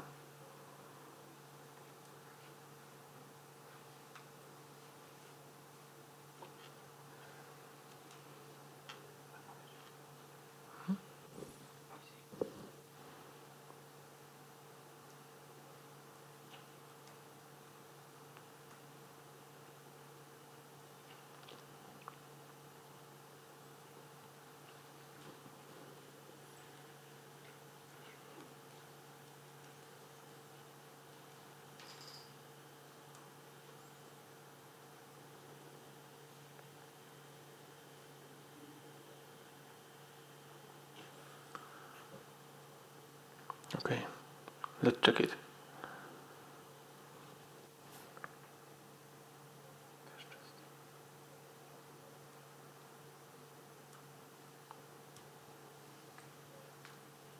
No, it's not initialized.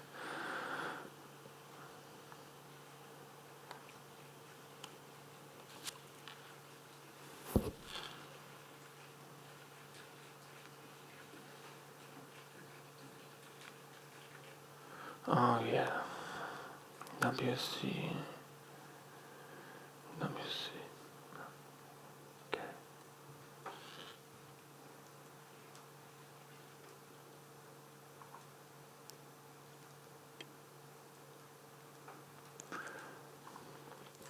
Okay, one thing I have to tell you is that this name is always used to build your reference to the template file. That's why I need to change the name here. Previously it was just REST block view, but for the purpose of this workshop I changed the name to WSG REST block view, REST demo block view.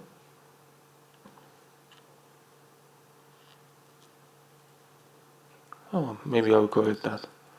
Demo is not needed. Yeah.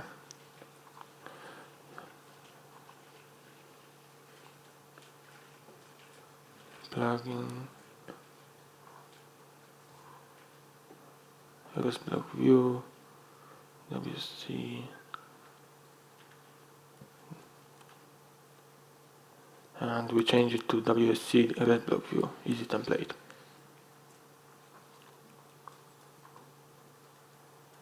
Yeah. And we get the error here because I missed something. I forgot to define a new directory. Yeah. I have to define the parameter in dependency injection.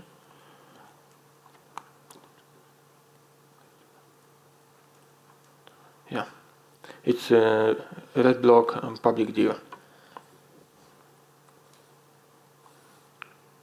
Thanks to this, we will be able to load our files.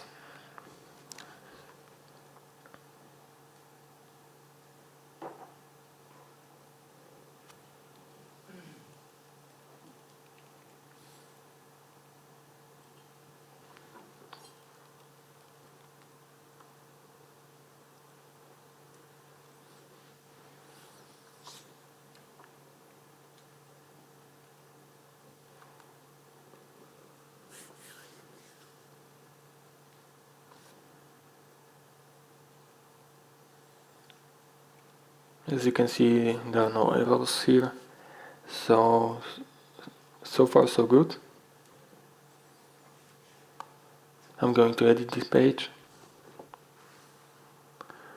and hopefully we'll be able to see that console logs will appear when adding this block, or not.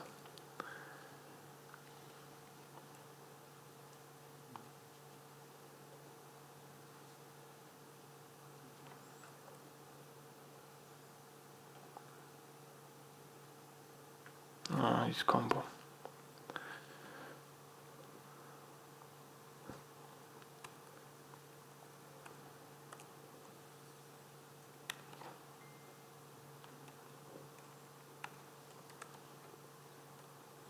I'm going to change the combine definition in platform UI because I don't want to have combined files, JavaScript files. I want to have only one file for each object definition. So whenever you change the combine from true to false, you will get information that from the console logs from this specified file. And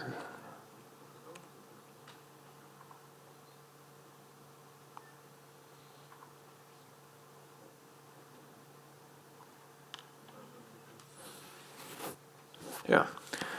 In most cases, it's all about waiting to the application to be loaded.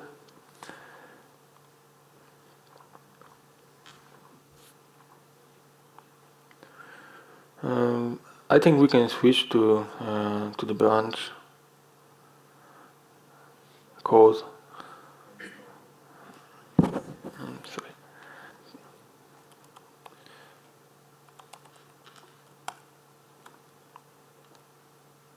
Part 2. Yeah.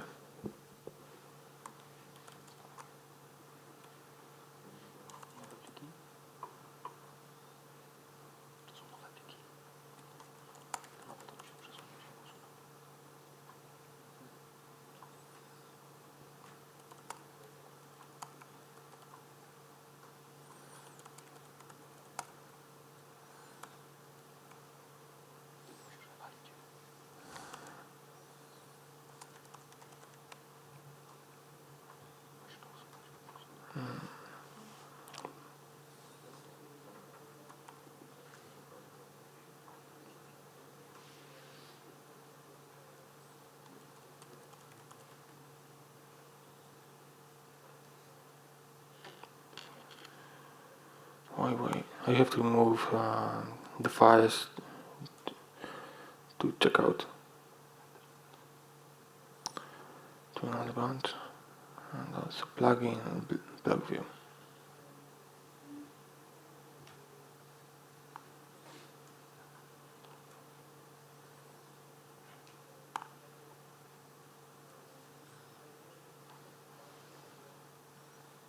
Great.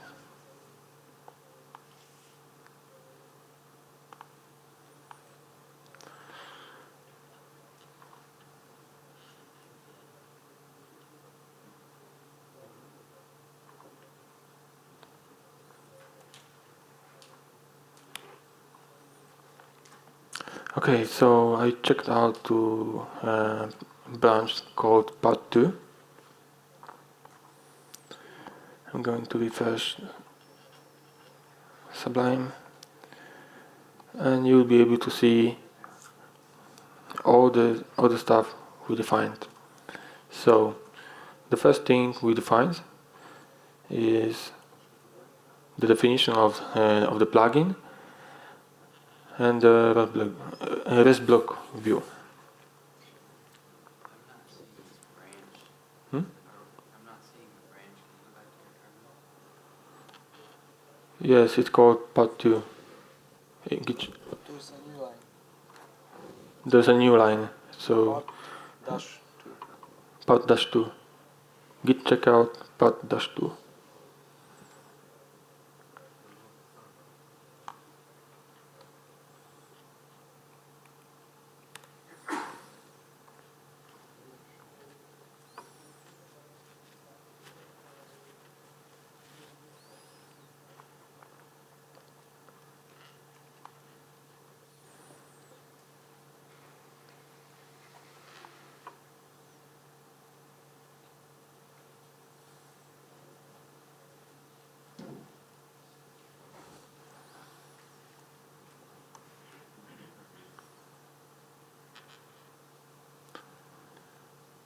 Okay, here we got the plugin.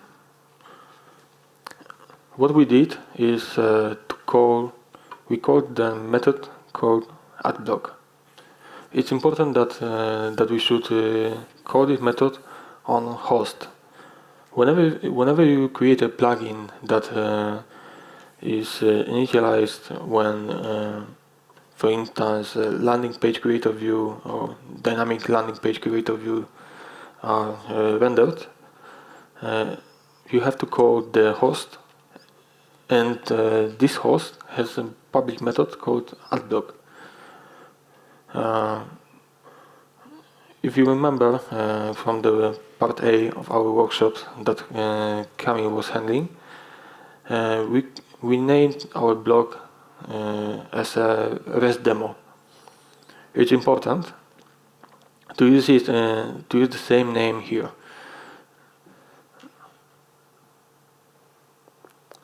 As you can see, here we have REST demo block, and we're adding REST demo block to the definition. To the list of blocks for landing page. I'm going to show you how it looks in landing page view.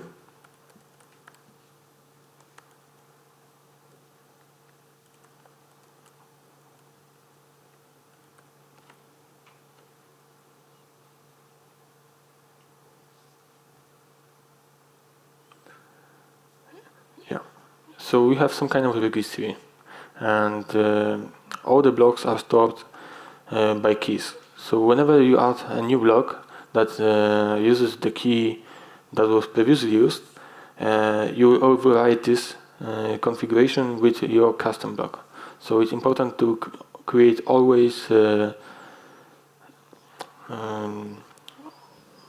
unique block names. And for this, in this case, there's in our case the block registry is empty, but it's initialized when initializing the landing page creator view. We have block view also. It uses default action menu view for the purple bar at the top, and hopefully we could see that in action.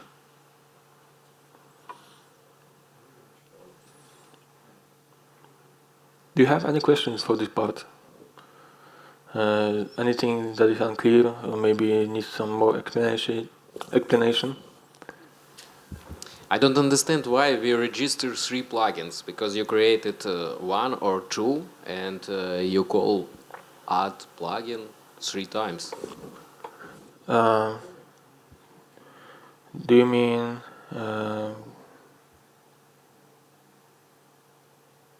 you are talking about this? Yes, directly here.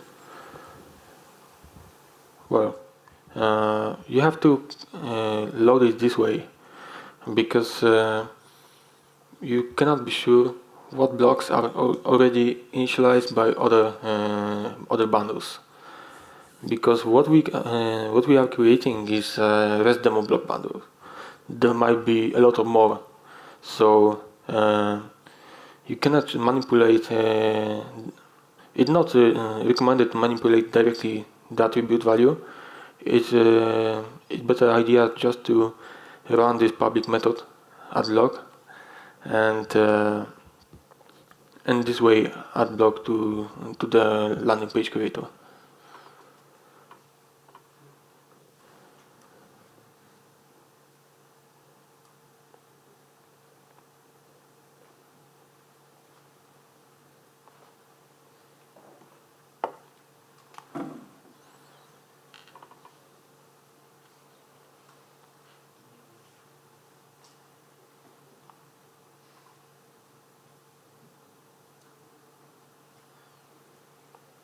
Okay, and obviously after part 1 we just did nothing. We created a plugin that adds a block, and we created a block view. They keep all the defaults from the parents. So in this case, the plugin base, and the REST demo block view is added to the landing page creator, and we just define the REST block view class name. Here we are using it to detect what kind of block is dropped on a drop zone from the right sidebar. The next thing we are going to do is to add a custom configuration form. This is what we wanted to do from the beginning of this workshop.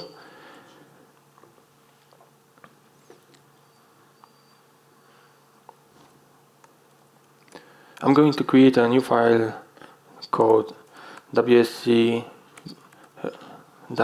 block -rest -block config -form view. It's a bit long, but it's after time it helps keep everything consistent. I'm going to copy the code from here.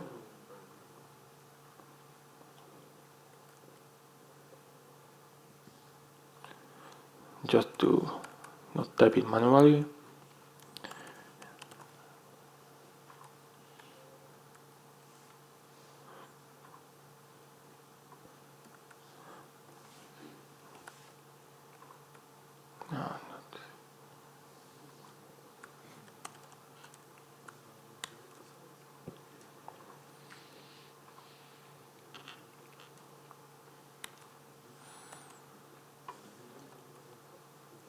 Now I'm defining a new config form,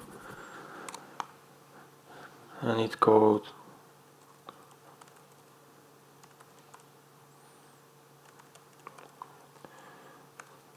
REST block config form view. You can call it whatever you want, but for the purpose of this workshop I'm going to call it this way.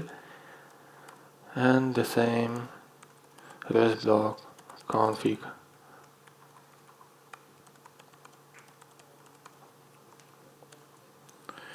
which extends the functionality of block config pop-up form view.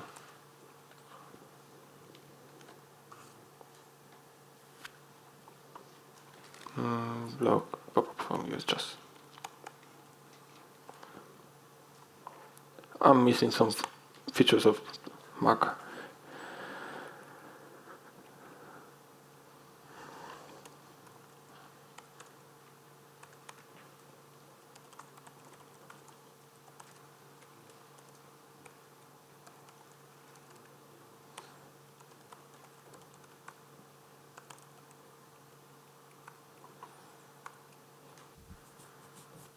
Okay.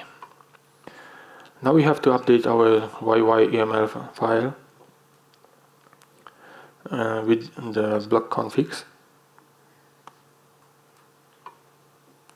We have to add a new definition. So in most cases you will want to just copy paste the previous entry.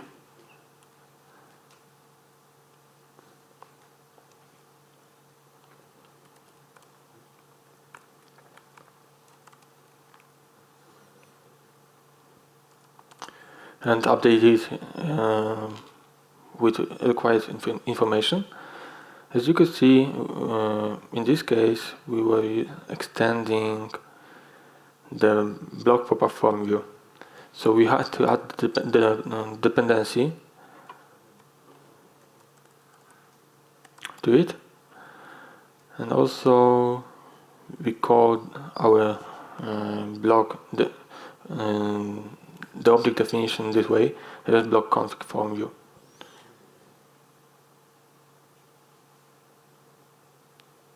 So we have, yeah. Right now there is a lot of typing and nothing to see in the front end, but it will change soon. And this config is a customized one, so we have to create a new template. We're not going to use the predefined, the default template, and this template will be called REST config pop-up HBT. I'm going to copy paste from the working example.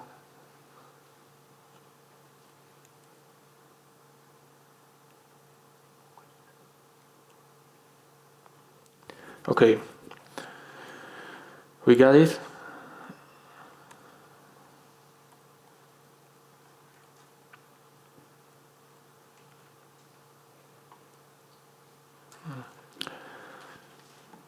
We can save it, and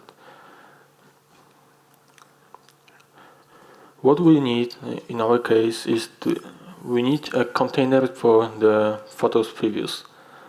So we have, by default, the form for the block config comes with just this.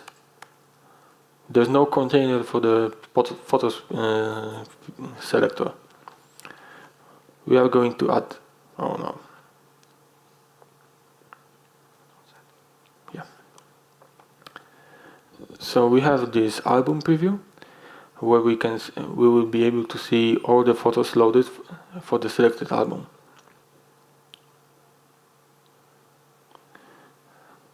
And we need to define the path to this template. Yeah.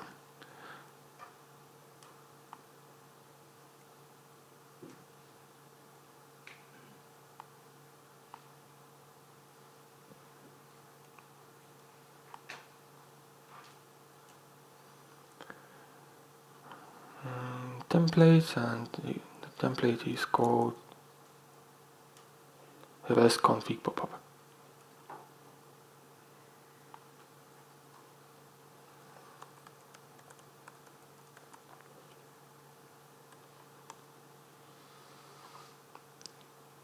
We also have to change this name here to block config form view.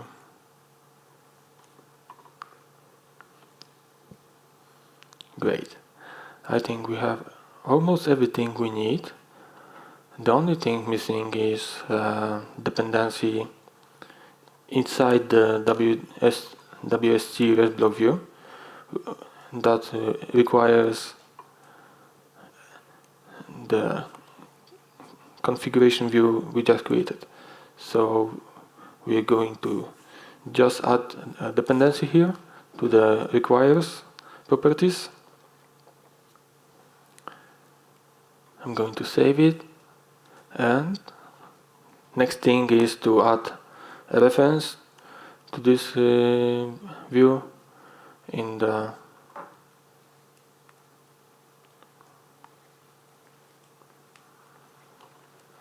file in our block view. As you could see, previously there was EasyAs action menu view. We are going to change it to something like this.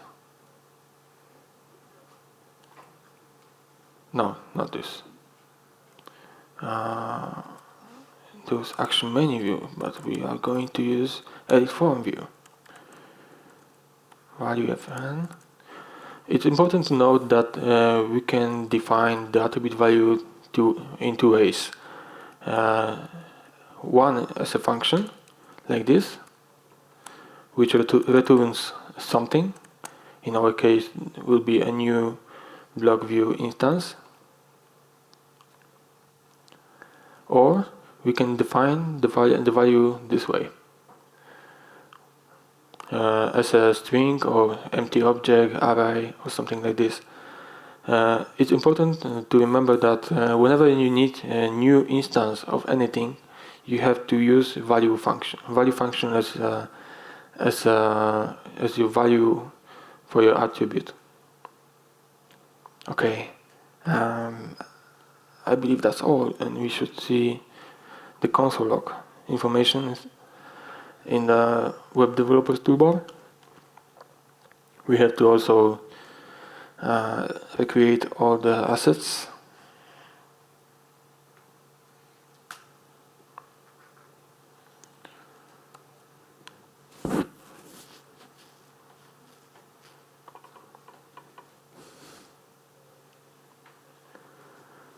Yeah, this is the most boring part of developing front-end stuff, waiting for the application to be loaded.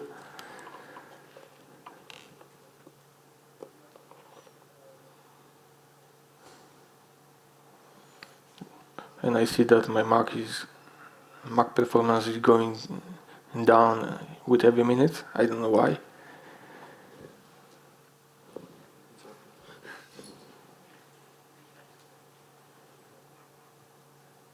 Okay, I'm going to edit this page at REST demo block.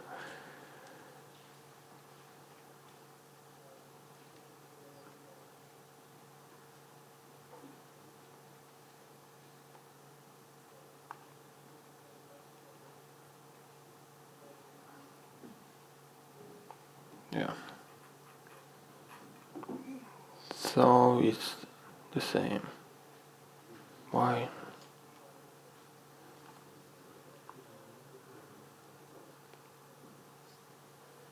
I'm not sure why.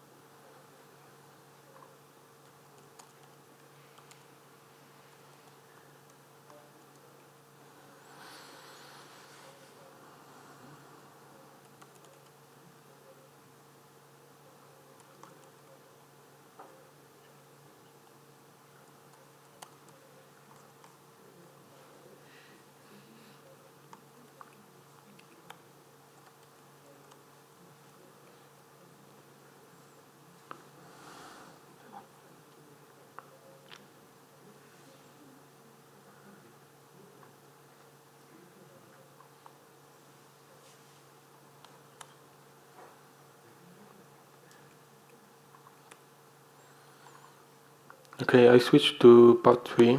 That should have the forum view implemented. And we should see that in action. I hope so.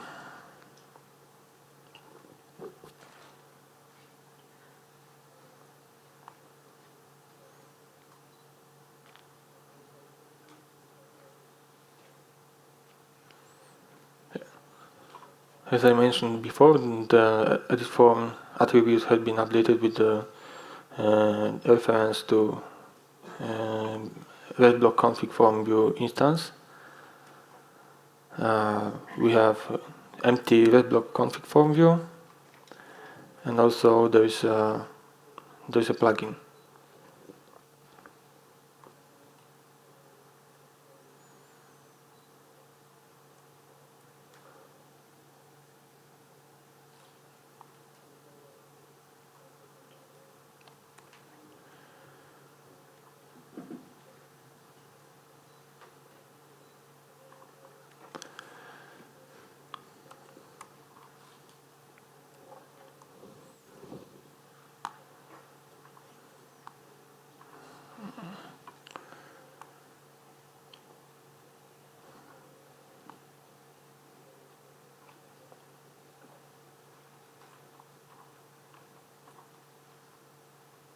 Something's killing my Mac.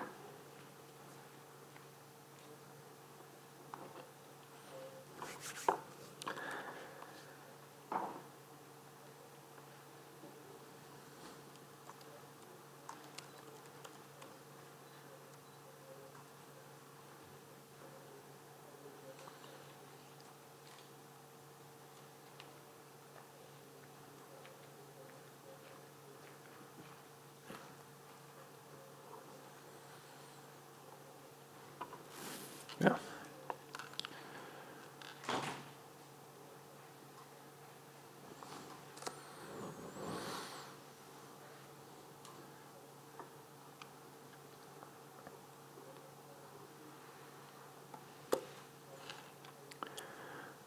I see that we are running out of time, so I'm going to switch to part 4 and explain what I did there.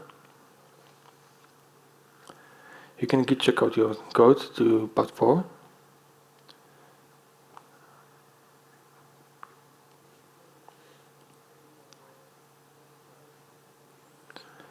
And in the part 4, what I did was to build a photo selector. The photo selector is an interface which takes the selected album and gets photos from it.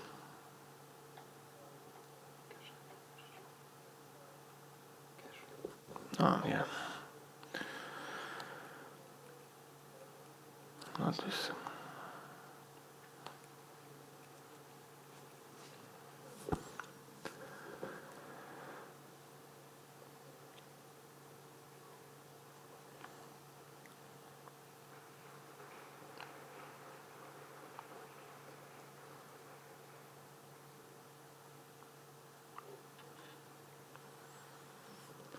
Um, well, the photo selector is about to display the photos from the selected album. It's something like a slideshow. We'll also have to define a new attribute field definition, which will take the selected photos information, and this field will take multiple values. So there is a couple of things I did. It's creating a photo selector view, creating a service plugin that is responsible for getting the preview of selected photos, and also I did some kind of slideshow with left and right buttons that allow users to slide from the left to right and see more photos. User can select the photographs, and yeah, and we should start. We should be able to display them in the preview. I'm going to check whether the Easy Studio has.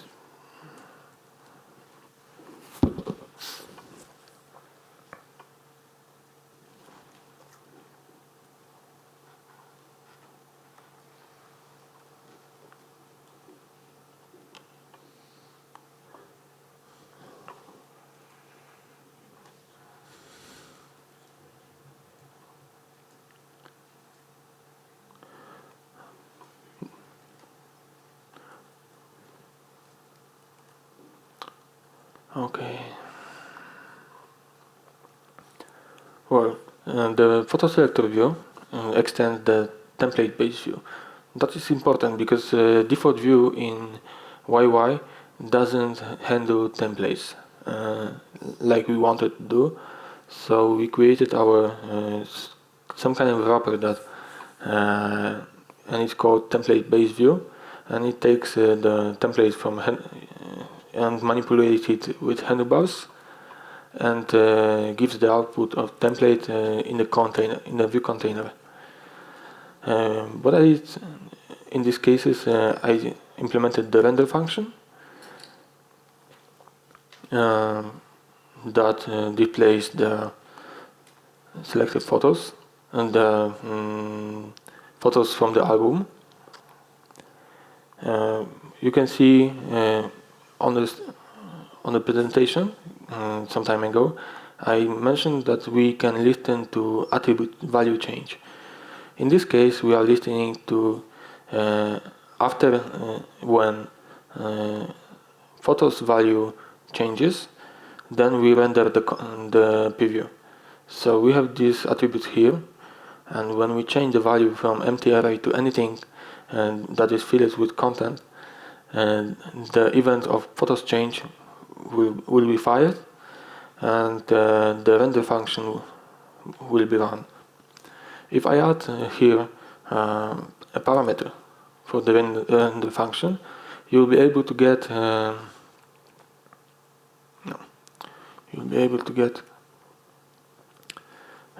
event target, and this will point to your own view, because the event target is the place where the event was fired. So in this case, the change was in attributes of the photo selector view, so event target will be photo selector view. But whenever you do something like this,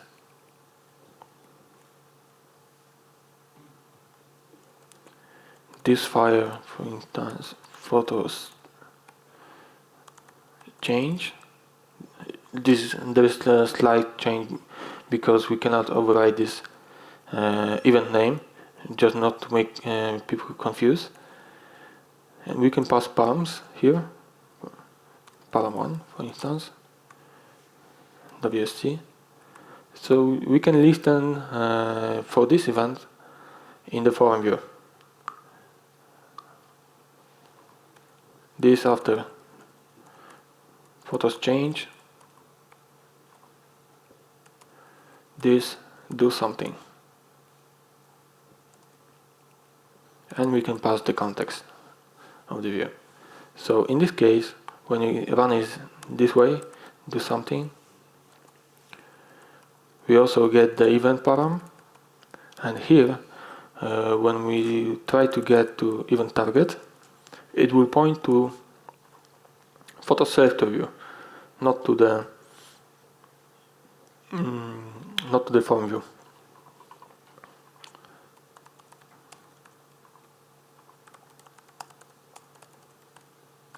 That will be it. I'm going to remove this because we don't need it.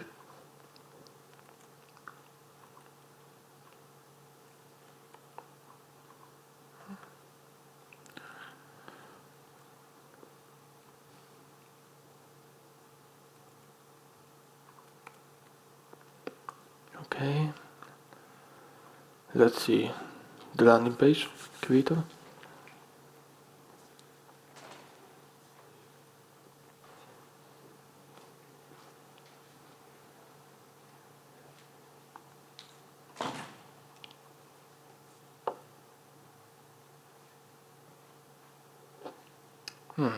I know what's going on. One. Okay, I discovered it half an hour ago. It's just some bug in Ubuntu's Firefox. If you try to run it on your local machine, like I did, it works fine. So when Piotr finishes his presentation, I can show you how it looks on OS X. So you can go on, Piotr, I guess, because it doesn't work in Ubuntu. I don't know why. Something's wrong with JS. Yeah.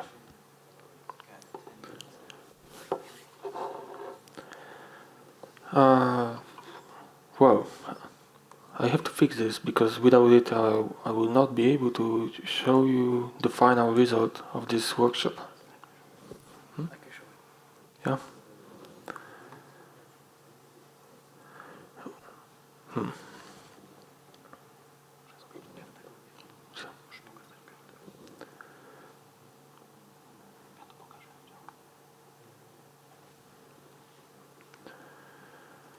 Okay, so we got this photo selector view, and also we had defined the service.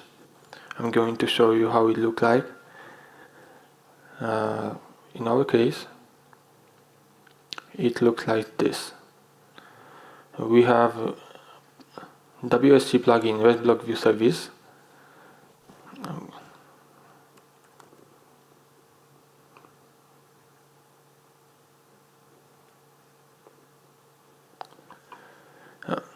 Here we are making a request to our backend to get the photos from our album. So whenever we select an album, the request is made this way. The endpoint URL in our case is JSON placeholder typicode.com. We are building the URL here with albums. We send the album ID and we get the photos endpoint. On success, we are setting the photos value to the event target. In this case, the event target is the photo selector view, as I mentioned before, because the event target will be here. Get photos is the form view.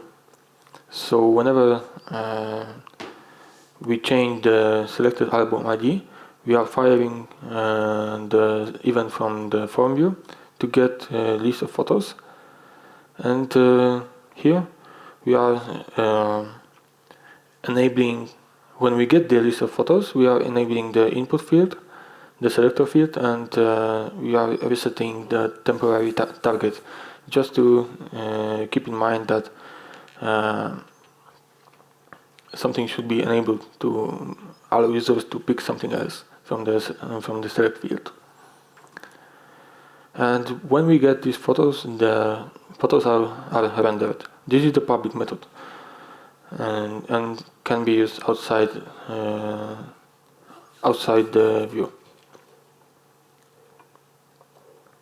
Whenever we get any error in our application, we should fire the event called notify.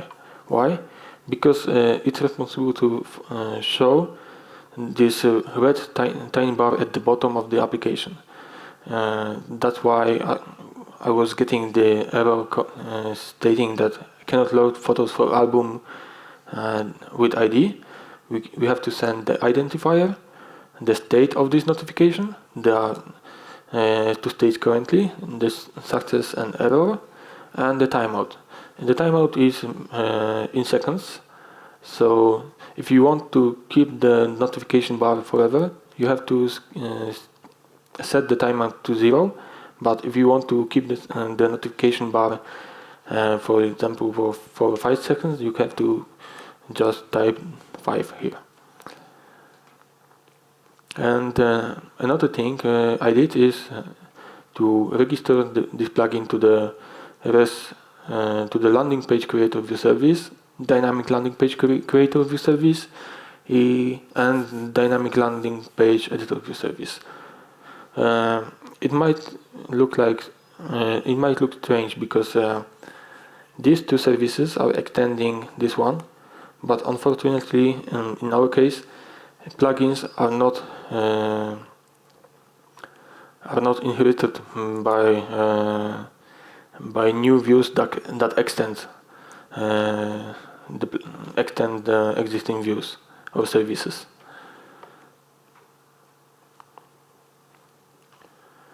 Now I'm going to check out to part 5, which is the final state.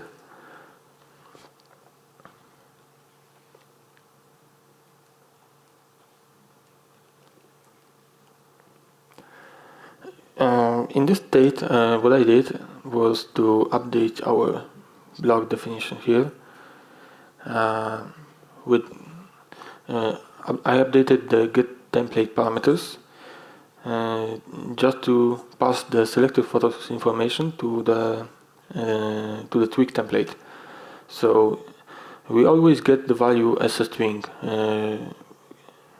where each value is delimited with the comma, and here I am passing the selected photos. Yeah, and Kamil will show you later how it works because he got it working. For some reason on this virtual machine it doesn't work. I have no idea why, because before the workshop it was tested many times. And as you can see here, if there are photos, if photos attribute is provided,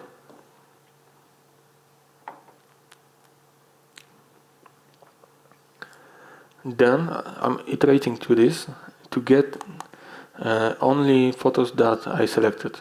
So if photo ID equals the selected photo, I just displayed the link with the photo URL and the image inside the link, and that is in the preview.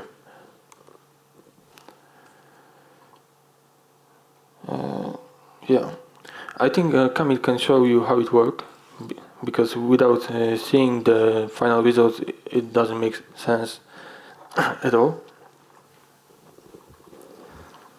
Okay. Oh yeah, resolution.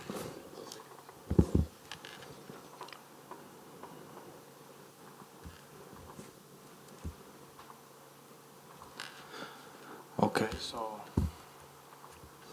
here's our block. I already dragged and dropped it. So right now we've got this settings. You can choose an album.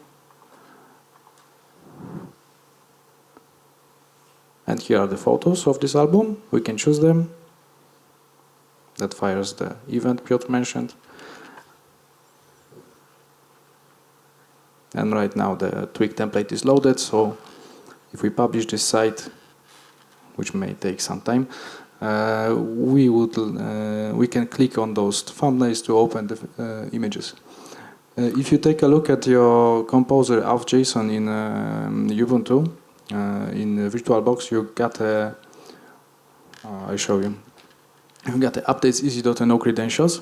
And those will be valid for some time. So if you would like to try our workshop example in your local environment, you can run composer update in your local environment and see it by yourself. Just recreate the steps we were following. So that's basically it. Some small things at the end. Today is our next release, 1.5. The Easy platform is already released. We're waiting for a release of Easy Studio. It's already tagged, so it should be tonight. And in the front row, you've got some swag. Not so many, but always something. So we'd like to thank you very much for the workshop. And if you have some questions, please ping us about the front end. Please ask Piotr, because I'm not, I don't feel well in the front end. So if you got questions about the backend and the whole Easy Studio, you can ask me. About the Easy platform, please find David. So thank you very much.